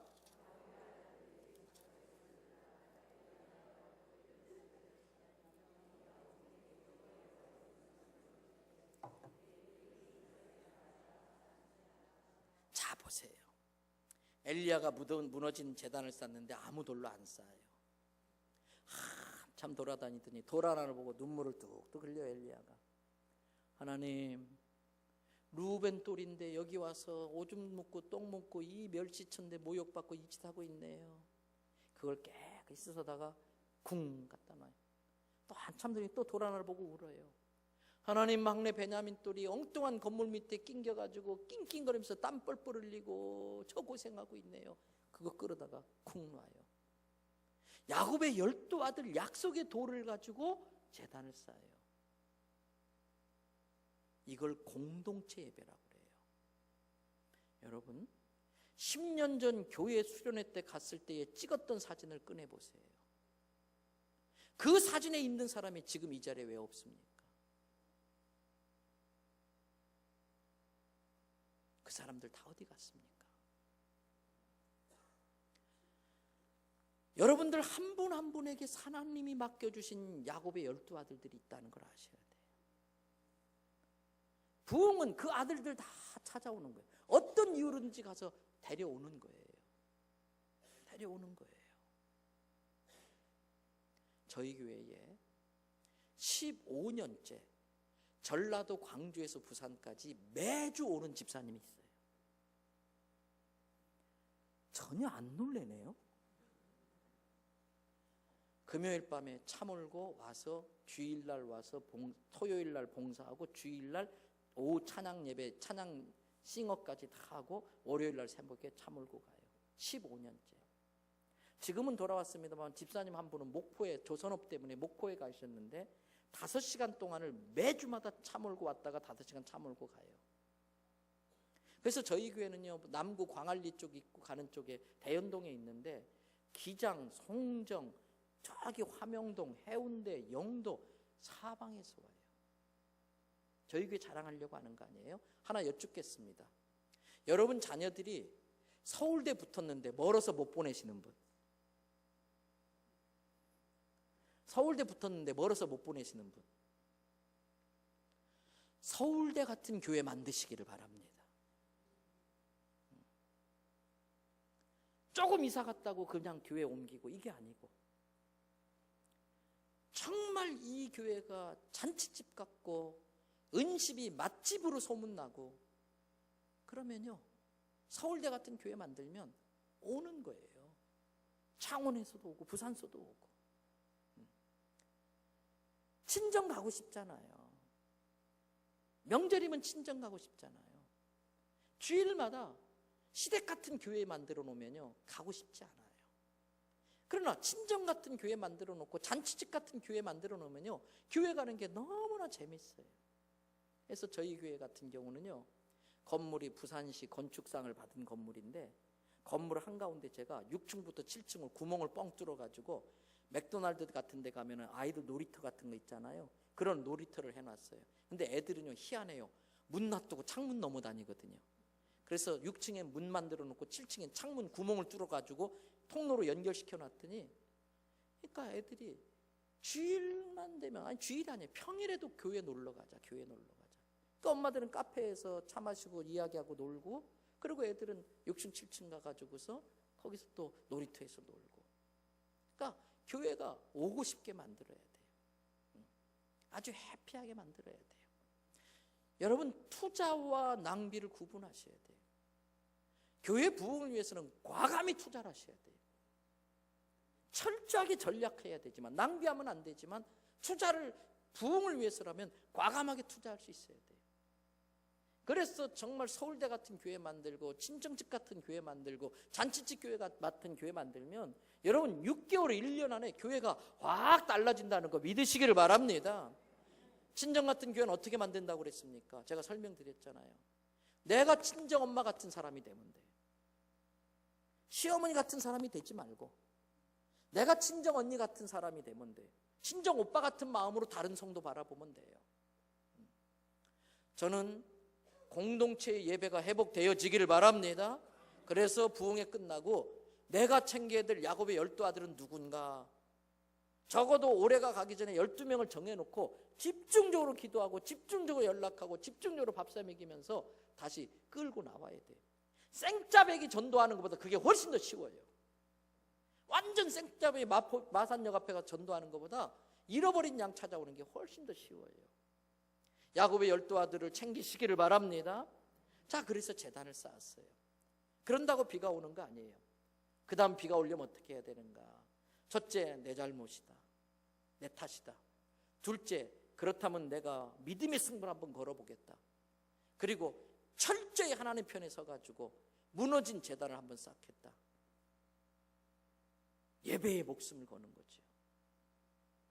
개인의 삶의 제사, 개인의 독대하는 하나님과의 제사, 그 다음에 삶의 신앙생활에서 생활 속의 제사, 그리고 야곱의 12아들을 챙긴 공동체의 예배의 회복, 그리고 비가 오게 하기 위한 그 다음 단계가 33절에 나와요. 한번 33절 보십시다. 다 같이 읽겠습니다. 시작.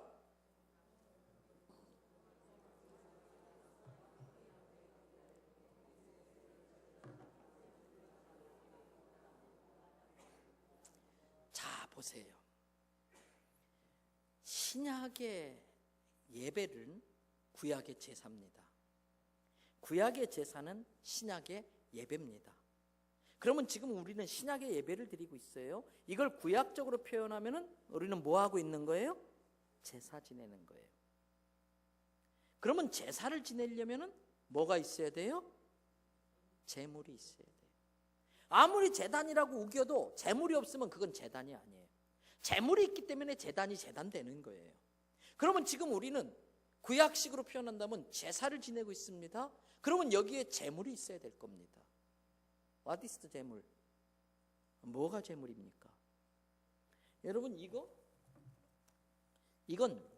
예물입니다. 제물이 아니고.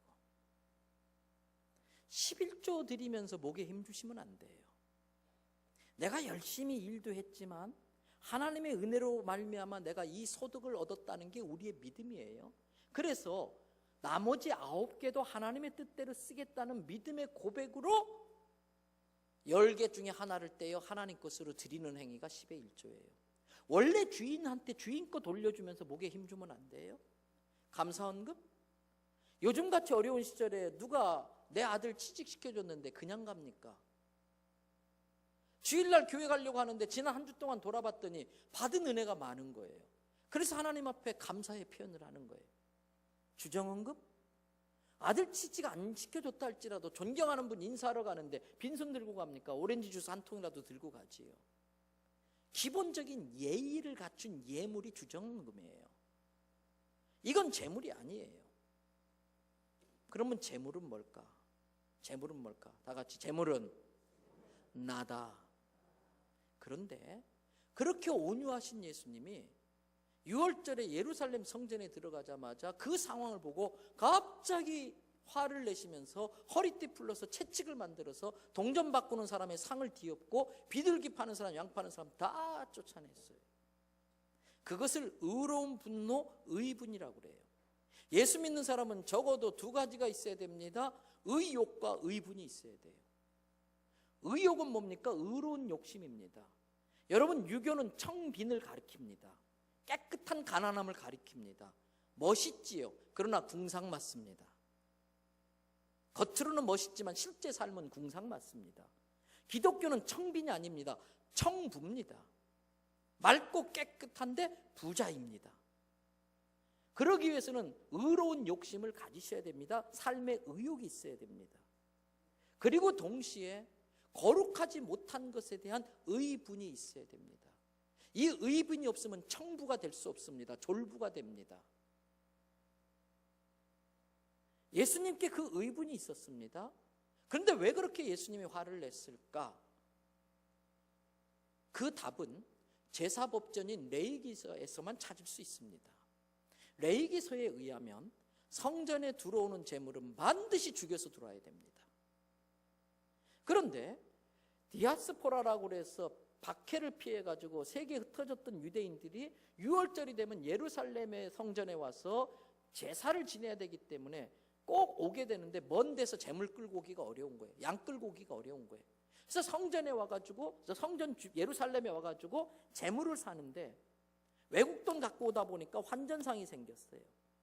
처음에는 성전 멀리 장터가 섰다가 타락한 제사장들한테 뒷돈 주면서 목 좋은 자리 맡아달라고 하면서 이게 점점 성전에 가까워지더니 결국은 이방인의 뜰이라고 하는 성전 안에까지 들어와서 장이 서버린 거예요.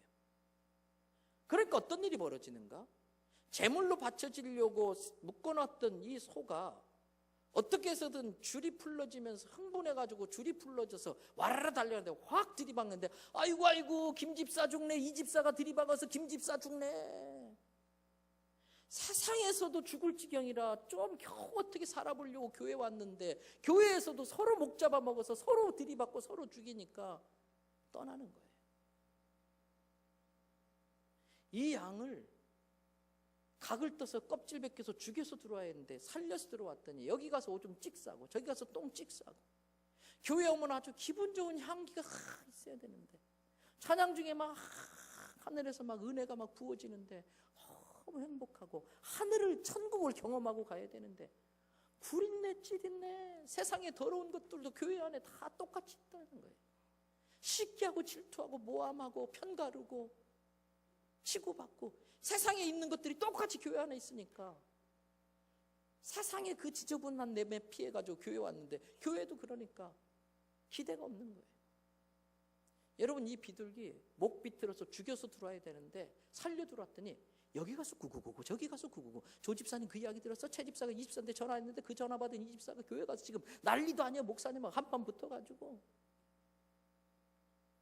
한번 따라 하십시다. 마귀는 전화기 타고 돌아다닌다. 제가 목회하면서 느꼈는데요, 교회 시험의 90%는 말로 시작됩니다. 기독교는 말씀의 종교이기 때문에 사단도 말씀을 가지고 장난쳤습니다. 하나님의 말씀을 왜곡시켜서 하와를 유혹했습니다. 그래서 제가 말씀드렸지 않습니까? 왜 교인들끼리 갈등이 생기면 해결 안 되나? 두 가지 이유잖아요. 새벽 기도 때 나와서 열심히 기도해가지고 능력받아 싸우니까 싸움이 안 끝나. 인리와 인리끼리 싸우니까 싸움이 안 끝나요. 그 말도 그럴듯하네. 일리 있네. 여기도 그럴듯하네. 일리가 있네. 이 인리끼리 붙었으니까 싸움이 안 끝나지요. 그런데 우리는 인리가 아니고 진리를 믿는 사람들이잖아요. 하나님 말씀 진리 앞에 나의 인리를 내려놓는 게 겸손이에요. 교회 시험의 90%는 말이에요. 그래서 한 번은 저희 교회 집사님 불러가지고 집사님 왜 자꾸 그런 말하고 다니세요? 그랬더니 이분이 그러더라고요. 목사님 제가 뭐 없는 말 하고 다녔나요? 없는 말 한 거 있으면 한번 말씀해 보세요. 가만히 들어보니까 있는 말만 하긴 했더라고요. 그래서 제가 그래도 그런 말 하면 어떻게? 그랬더니 또 그러더라고요. 저보고 목사님 제가 틀린 말 한 거 있어요?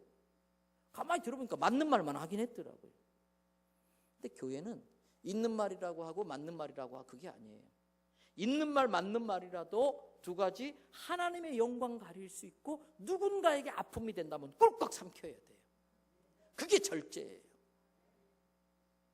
내 혀를 다스리는 자는 성을 빼앗는 용사보다 낫다. 욱하는 자기의 화를 분노로 다스리는 자, 말을 혀를 길들이는 자. 여러분 한 번은 저희 교회에서 장로님이 저보고 그러시는 거예요. 목사님 누구누구 집사님 지금 몇 주 빠졌는데 알고 계세요? 그 많은 성도를 제가 어떻게 알아요? 보고 아직 안 올라와서 잘 몰라요. 목사님 그분 왜 교회 안 나온지 아세요? 잘 모르겠어요. 했더니 목사님한테 시험 들어서 안 나와요. 예? 왜요? 그분이 좀 어렵게 사시는 분이에요. 근데 저희 교회도요, 주일 예배 나오는 사람의 절반은 주일만 나와요. 그러니까 가급적이면 주일날 한 명이라도 더 손잡고 악수하고 눈 한번 마주치고, 그래서 주일날 예배 마치고 갈 때 인사하는 게 참 중요해요.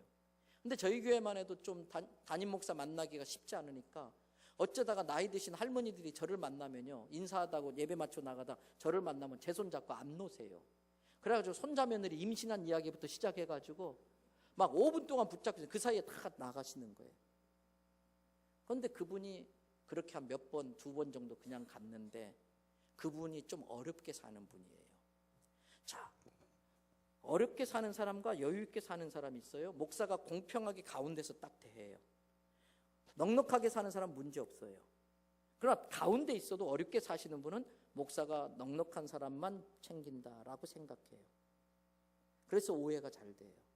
그래서 한 3대 7로 와줘야 돼요. 어쨌든 그분이 좀 힘들게 사는데 장로님 하시는 말씀이 자기가 좀 어렵게 산다고 목사가 주일날 자기한테만 인사를 안 하더래요. 눈도 안 맞춰치더래요. 그래서 시험 들어서 교회를 안 나온대요. 근데 일이 꼬이려고 저희 교회 1층에 사무실 있고 앞에 카페가 있는데 복도가 있어요. 후문 쪽에 화장실이 있어요. 오늘 제가 그 복도를 지나가다가 볼일이 보고 싶어서 뒤돌아서 화장실 가는데 그날따라 바람이 불어서 문이 좀 세게 쾅 닫혔어요. 일이 꼬이려고 그 남자 집사님이 2층 계단에서 내려오는 중이었던가 봐요. 나중에 들리는 소리가 임 목사가 오다가 자기 보더니 확 돌아서서 화장실 문을 쾅 닫고 들어갔대요. 따라합시다. 소설 쓰지 맙시다. 전화하면 돼요. 목사님, 뭐 저한테 섭섭한 거 있으세요? 왜 아까 그렇게 저를 보더니 확 돌아? 집사님 무슨 소리요? 서로 막 웃고 끝날 일이에요. 근데 말씀을 묵상하지 않고 이상한 걸 묵상하기 시작하는 거예요. 그걸 갖다가 잘못된 생각을 자꾸 묵상하니까 숙성되는 거예요. 이게. 그런데 제가 그 이야기를 딱 듣는데 장로님한테, 장로님 뭐 그딴 게 다 있어? 우리 삼자 대면합시다. 그게 마귀가 원하는 거예요. 신앙생활 잘하는 것은요, 마귀 좋아하는 거 하지 말고 마귀 싫어하는 것만 골라서 하면 돼요. 그때 제가 장로님께 그런 일이 있었군요. 그 집사님이 그렇게 느꼈다면 그게 맞을 겁니다. 그런데 속으로 얼마나 억울해요. 그런데 여러분, 십자가는 예수님께서 저와 여러분의 죄를 뒤집어 쓰시는 곳이 십자가예요. 예수님만큼 억울한 분이 어디 있어요? 예수님 무슨 죄가 있다고? 무슨 잘못이 있다고? 그 망치질 당하고 다 죄를 뒤집어 썼어요. 뒤집어 쓰지 않으려고 하는데 뒤집어 씌우려고 하는 곳이 지옥이고요. 억울하지만 자기가 다 뒤집어 쓰는 게 천국이에요. 그런데 아십니까? 다 뒤집어 쓰면 사단이 힘을 잃어버려요. 그분이 그렇게 느꼈다면 그분 말씀이 맞을 겁니다. 그 대신 그 억울하고 힘든 마음을 제가 어젠가 말씀드렸잖아요. 사람 앞에서는 할 말 다 하면 갈라서 짜는 거예요. 그러니까 사람 앞에서는 말을 절제해야 돼요. 그러나 하나님 앞에서는 있는 그대로 러시아 방언해도 돼요. 다윗의 시편을 보세요. 다윗의 기도의 대부분은요, 머리통을 부셔뜨려 주시고 이빨을 분질러 주시고, 막 하나님 앞에서는 막 예수 믿는 사람이 저렇게 기도해도 되나 할 정도로 막 쏟아붓잖아요. 그러니까 하나님 앞에서는 다 하는 거예요. 그럼 하나님이 알아서 해주는 거예요. 어떤 분이 그런 전화합니다. 집사님, 그런 전화하려면 다음부터 저한테 전화하지 마세요. 시시비비를 가리려고 하는 게 사단에게 휘둘리는 거예요. 시시비비는 하나님만 가려줄 수 있어요. 우리는 모두 다 죄인이기 때문에 내가 시시비비를 가릴 만한 자격도 없고요, 능력도 없어요. 사람이 시시비비를 가리려고 하다 보면은요, 반드시 사단에게 휘둘려서 싸움이 나게 돼 있어요. 억울하고 원통하지만 다 뒤집어 쓰고 있으면 예수님께서 그 뒤집어 쓴 걸 벗겨주시는 줄로 믿습니다. 여기 우리 지휘자님 아주 헤어스타일도 멋있고 지휘도 잘하셨어요. 양해 좀 해주세요. 제가 설교하다 말고 내려가서 얼굴에 침을 뱉고 뺨을 좀 때릴 거예요. 그럼 어떡하실래요? 실감이 안 나요?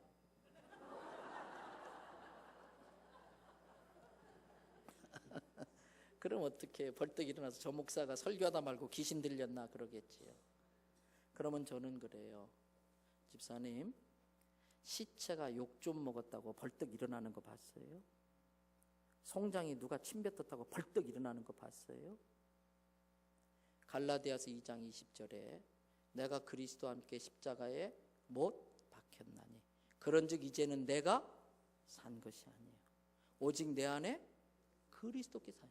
누가 뺨을 따 어떤 식 이건 내가 반응하는 거예요. 누가 딱 목사님 왜 때리시지? 나는 맞을 짓이 없는 것 같은데 목사님 볼 때는 내가 맞을 짓을 했는가 보지? 목사님 또 그런 거 있으면 마저 좀 때려버리세요. 불안하니까. 예수님 뭐라고 그랬어요? 누가 너의 오른뺨을 때리면 왼뺨을. 내 안에 있는 예수가 반응하는 거예요. 내가 살면 예수가 죽고요, 내가 죽으면 예수님이 사는 거예요. 오늘 재단에 재물들이 죽어야 되는데 재물들이 죽지 않으니까 이것이 난리가 나는 거예요. 여러분, 비를 내리게 하기 위해서 내가 재물 되시기를 바랍니다. 내 혈기, 고집, 내 주장, 내 생각, 내 느낌, 내 일리, 내 논리, 내 상식, 내 경험 다 기부합 내려놓는 거예요. 억울해도 뒤집어 쓰는 거예요. 시시비비는 하나님께 맡기는 거예요. 그런데 여러분, 인생을 살아보면 알아요. 진리는 반드시 드러나게 돼 있고요, 진실은 반드시 밝혀지게 돼 있어요. 설령 주님 앞에 가는 날까지 안 밝혀졌어도 천국 가면 주님이 그것 때문에 우리에게 상급 주실 줄로 믿습니다. 내가 좀 오해받아서 교회가 평안할 수 있다면, 내가 좀 망신당하고 욕 좀 먹어가지고 주님의 교회가 잔치집 같아질 수 있다면, 내가 망가지면 돼요. 내가 뒤집어 쓰면 돼요. 그러면 그 집안은 평안합니다. 그러면 그 공동체는 평안합니다. 그러면 그 교회는 부흥하는 줄로 믿습니다. 그러면 그 교회는 은혜의 비가 쏟아지게 되어져 있어요. 자, 하나만 더 하고 마치십시다. 재단에 쌓고 제물을 올려놨는데 엘리야 선생님이 오시더니, 아이고 이 더운데 재단 쌓느라고 수고했네요. 아이고 또랑도 시킨 대로 잘 팠네요. 선생님, 선지자님 이제 다 됐으니까 제사 지내죠. 근데 물 좀 갖다 부세요. 4통 좀 갖다 부세요. 그때 여러분 어떻게 해야 되는지 아세요? 예? 아이 선지자님 정신 있어요. 요즘 같은 세상에 물이 어디 있어요? 왜요? 3년 반 동안 비 안 왔잖아요. 아이 있어요. 아이 선지자님 물이 어디 있어요? 3년 반이나 비 안 왔는데. 아이 있어요. 아이 없다니까요. 아이 있어요. 뒤에서 어떤 사람이 나와요. 야, 우리 선지자님 용하다더니 진짜 용하네. 내가 이것만큼은 우리 새끼 먹여 살리려고 저 동굴에 숨겨놨는데 어떻게 그 냄새를 맡으시 그걸 갖다 부으라고 그런다냐. 갖다 부었어요. 그랬더니 더 부으래요. 몇 번을 그리 아니라 3번을 그리 아니라. 4, 3, 12. 성경에서 12는 완전수. 갖다 부으라는 거예요. 그런데 여러분, 하나님이 정말 물이 아쉬워서 물을 부으라고 했을까요? 하나님이 정말 필요한 게 물이었을까요? 아니에요. 내가 네 자식을 책임질 줄 믿느냐? 예, 주님 믿습니다. 그래, 물 갖다 부어봐라. 아이, 주님 그건 아니죠. 아이, 그건 안 되지. 우리 애들 먹어야 되는데. 내가 너의 자식 지켜줄 줄 믿느냐? 예, 주여 믿습니다. 내 자식 책임질 줄 믿습니다. 가서 물 부어라. 아이, 너무하시네. 다른 건 다 해도 그건 안 되지요. 그러면 하나님을 믿는 겁니까? 그 자기가 모아놓은 물을 믿는 겁니까? 하나님보다 물을 더 믿는 거예요. 장대비까지 쏟을 수 있는 능력의 하나님을 믿는 게 아니라 자기가 자기 능력으로 모아놓은 물 몇 통 그거 믿고 까부는 거예요. 하나님은 물이 필요한 게 아니라 그 사람의 믿음을 확인하고 싶었던 거예요. 믿음은 행위로 입증되어져야 돼요. 여러분, 개혁신앙은 은혜로 구원받는 건 맞습니다. 그런데 그 신앙 고백을 받으시고 은혜로 구원하지만 나를 구원한다고 하는 그 신앙 고백이 진짜 나를 구원할 만한 진짜 믿음이냐? 이거는 행위로 검증돼야 되는 거예요. 믿음은 행위의 변화를 이끌어오는 거예요. 믿음은 순종이 따라오는 거예요. 믿습니다 해놓고 순종 따라오지 않으면 그건 거짓말하는 거예요. 오늘 한국교회 신앙이 종교개혁 이후에 참 안타까운 것은 솔라 그라티아, 은혜로 구원받는 건 맞습니다만은 그 은혜로 구원받는다고 하는 그 믿음의 고백이 진정한 고백인지 행위로 입증해 줘야 돼요. 물을 쏟아붓는 게 있어야 돼요. 주님이 우리 자식 지킬 줄 믿습니다. 부어라. 아유, 그건 안 되지요. 이게 오늘 우리의 모습은 아닐까. 그래서 하나님을 섬기고 경배하는 게 목적이 아니라 하나님을 섬기고 경배하는 수단으로 내 물을 확보하려고 하는 거예요. 하나님을 경배하고 찬양하고 하나님의 일을 위해서 돈을 버는 것이 아니라 하나님을 잘 적당한 헌금으로 구슬려서 잘 보여서 돈을 더 많이 모으는 거예요. 그러면 그게 기복신앙이지. 오늘 우리의 많은 신앙이 그래요. 그래서 옛날에 새마을 운동이 시작되자 시골은 지붕 개량을 해요. 초가 지붕 다 걷어내고 스레트 지붕으로 바꾸고 거기에 색깔을 알록달록 칠해요. 도시에서는요, 마당이 흙마당이 돼가지고 맷돌 못 쓰는 거 몇 개 갖다 놓고 징검다리처럼 사는데 비가 오면 질퍽질퍽 하잖아요. 새마을 운동하면서 그 마당을 시멘트로 싹 바르었어요. 근데 집집마다 우물이 있었잖아요. 우물 메꾸는데 이왕 파는 우물 아까우니까 거기다 파이프 꽂아놓고 펌프를 만들어 놔요. 그 펌프 밑에는 늘 뻘건 다라이가 하나 있어요. 그 안에는 깨진 누런 바가지가 늘 하나 있어요. 요즘 같이 뭐 에어컨 빵빵하게 틀지만 옛날처럼 얼음 사다가 바늘로 망치질해서 수박 화채 먹던 그 아이박스 시절에 하루 종일 삼복더위에 일하고 들으면 얼마나 덥습니까? 그러면 와이프가 그래요. 아이고 여보 수고했다고 내가 등록시켜 드릴 테니까 펌프 밑에 엎드리시라고.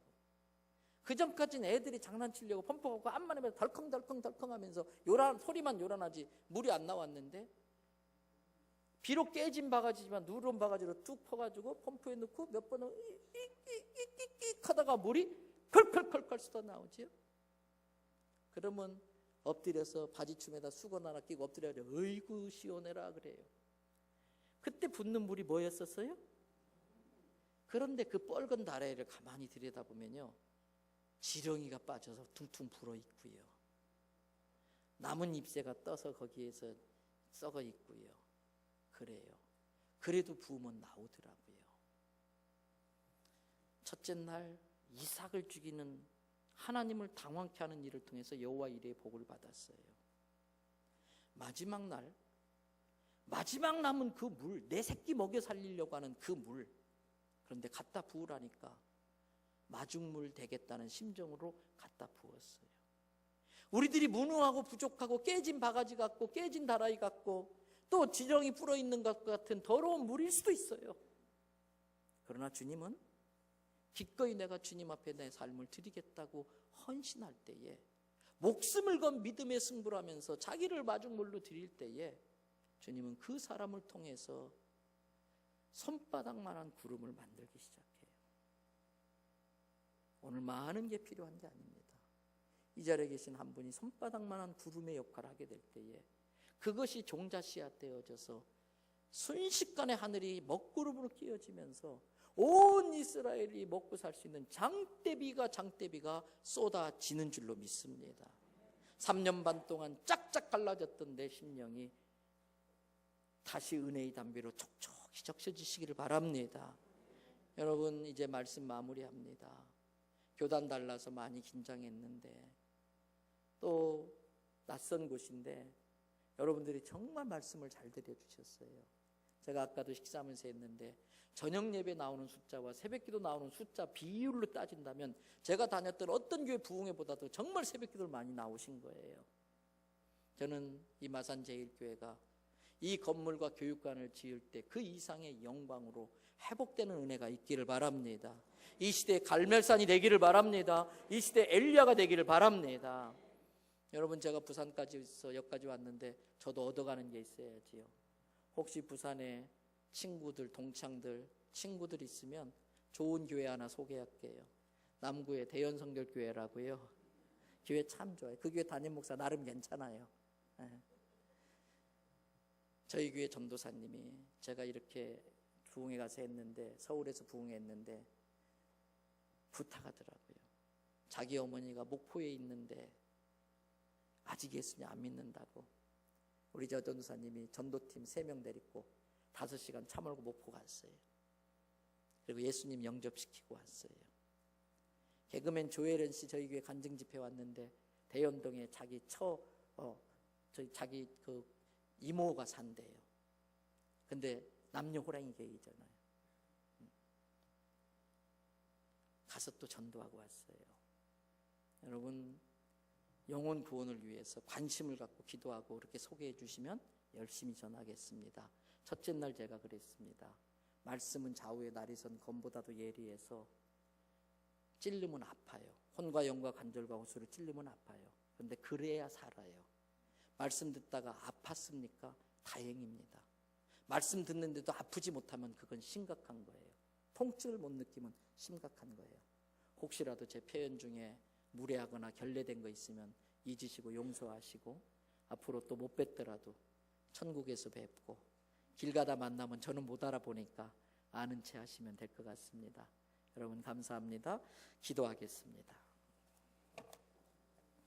이 시간 제가 여러분들 위해서 기도하겠습니다. 혹시 여러분들 중에 육체에 아픔이 있다면 가슴에 아픈 부위에 손을 얹으십시오. 제가 직접 안수하지 않아도 여러분의 손 위에 예수님께서 손을 얹으셔서 예수님이 안수해 주신다는 믿음으로 기도받으세요. 내가 아니지만 가족 중에 누가 좀 질병이 있어서 대신 기도받겠다는 분들은 가슴에 손을 얹으시고요. 마음에 상처 입은 분들도 가슴에 손 얹고요. 영적으로 병들었고 힘들었다고 느껴지는 분들도 가슴에 손을 얹으십시오. 하나님, 신앙 안에서는 결코 우연이 없고 모든 것이 하나님의 주권과 섭리로 움직여진다면 전혀 몰랐던 이 마산제일교회, 전혀 모르는 목사가 와서 설교하는 것조차도 하나님의 계획이 있기 때문인 줄로 믿습니다. 나름대로 말씀만 전하려고 애를 쓰긴 했습니다만 인간적인 부족함과 무능함 때문에 혹여라도 잘못 증거된 거 있으면 다 기억해서 잊어버리게 하시고, 그러나 말씀이라면은 하나도 놓치지 않고 마음밭에 뿌렸으니 이제는 돌들을 제거하고 가시덤불을 제거하고 기도의 눈물을 뿌려서 마음밭이 촉촉해지게 하여 주셔서 뿌리 내리게 하시고 열매 맺게 하여 주시옵소서. 성령의 열매 맺게 하여 주시고 삶의 제사 드리게 하여 주시옵소서. 이제 마산제일교회가 이 마산의 갈멜산 되게 하여 주시고 우리 제일교회 성도들이 이 시대에 엘리야 되게 하여 주시옵소서. 그래서 조국 대한민국을 위해서, 저 북녘 땅을 위해서, 그리고 이 마산 시민들을 위해서, 이 석천동 사람들을 위해서 은혜의 담비를 내리게 하는 교회와 성도되게 도와주시옵소서. 이 시간 주님 앞에 받은 은혜가 감사해서 또 주실 은혜를 기대하는 믿음으로 주님 앞에 물질을 드립니다. 무엇이든지 심는 대로 거두리라고 하신 주님, 이 종이 손을 얹어서 안수하며 축복합니다. 오병이어의 재료가 되게 하여 주시옵소서. 종자 씨앗으로 받아 주시옵소서. 물질로 심었으니 물질로 거두게 하여 주시옵소서. 하나님, 쓸데없는 지출 없게 하시고 안 내도 되는 지출을 막아 주시옵소서. 앞으로 들어오는 것 같은데 뒤로 새는 일이 없게 해 주시옵소서. 철저한 11조 드리게 하여 주시고 받은 은혜는 많은데 감사가 인색하지 않게 하여 주시옵소서. 아버지 하나님, 이것은 이래서 감사, 저것은 저래서 감사, 사소한 때 생각하는 것, 우리는 그 사소한 걸 통해 하나님 역사하신다는 믿음을 가지고 작은 것에서도 감사가 몸에 배게 하여 주시옵소서. 드리고 싶은 마음 간절해도 하루하루 먹고 살기 힘든 가정도 있습니다. 주님 불쌍히 여겨 주시옵고 하나님이 우리 주 예수 안에 그 영광 가운데 풍성함으로 채운다고 하셨사오니 내가 온 것은 양으로 생명을 얻게 하고 더 풍성히 얻게 하렴이라고 하셨사오니 하나님의 풍성함으로 다음에는 물질로도 드릴 것이 있게 물질로도 축복하여 주시옵소서. 이 시간 순종하는 마음으로 몸의 아픈 부위에 손을 얹었습니다. 이 종이 하나님 의학적 소견이 없어서 일일이 병명을 나열하지 못한다 할지라도 골근육계통의 질병은 이 시간 치료될지어다. 혈관계통의 질병은 치료될지어다. 고혈압은 떨어지고 당뇨는 조절될지어다. 디스크가 치료되고 관절염이 치료될지어다. 하나님, 오장육부의 모든 질병이 깨끗이 낫게 하여 주시옵소서. 의사도 포기한 암 환자가 고침받게 하여 주시옵소서. 몸은 아픈데 병원에 가면 딱히 병명이 없는데 주님, 의사도 못 고치는 병은 하나님만 고칠 수 있는 줄로 믿습니다. 예수의 이름으로 명하노니 질병은 고침받을지어다. 병만은 떠나갈지어다. 가난과 저주는 물러갈지어다. 주님 역사하여 주시옵소서. 기적을 행하여 주시옵소서. 하나님, 이제 부흥행 끝났습니다. 부흥은 이제부터 시작되는 줄로 믿습니다. 2019년 이 마산제일교회가 큰 부흥의 해가 되게 하여 주시옵소서. 하나님, 주님 사랑하는 마음으로 이 교회를 위하여 혼신을 다해 섬기시는 우리 김성수 목사님을 권능의 발로 붙잡아 주시옵고 하나님께서 이곳에 보내신 그 사명 감당할 수 있도록 담대함과 믿음과 힘과 능력을 더하여 주시옵소서. 주님께 모든 영광 찬양 올려드리옵고 예수님 존귀하신 이름으로 기도드리옵나이다. 아멘, 아멘.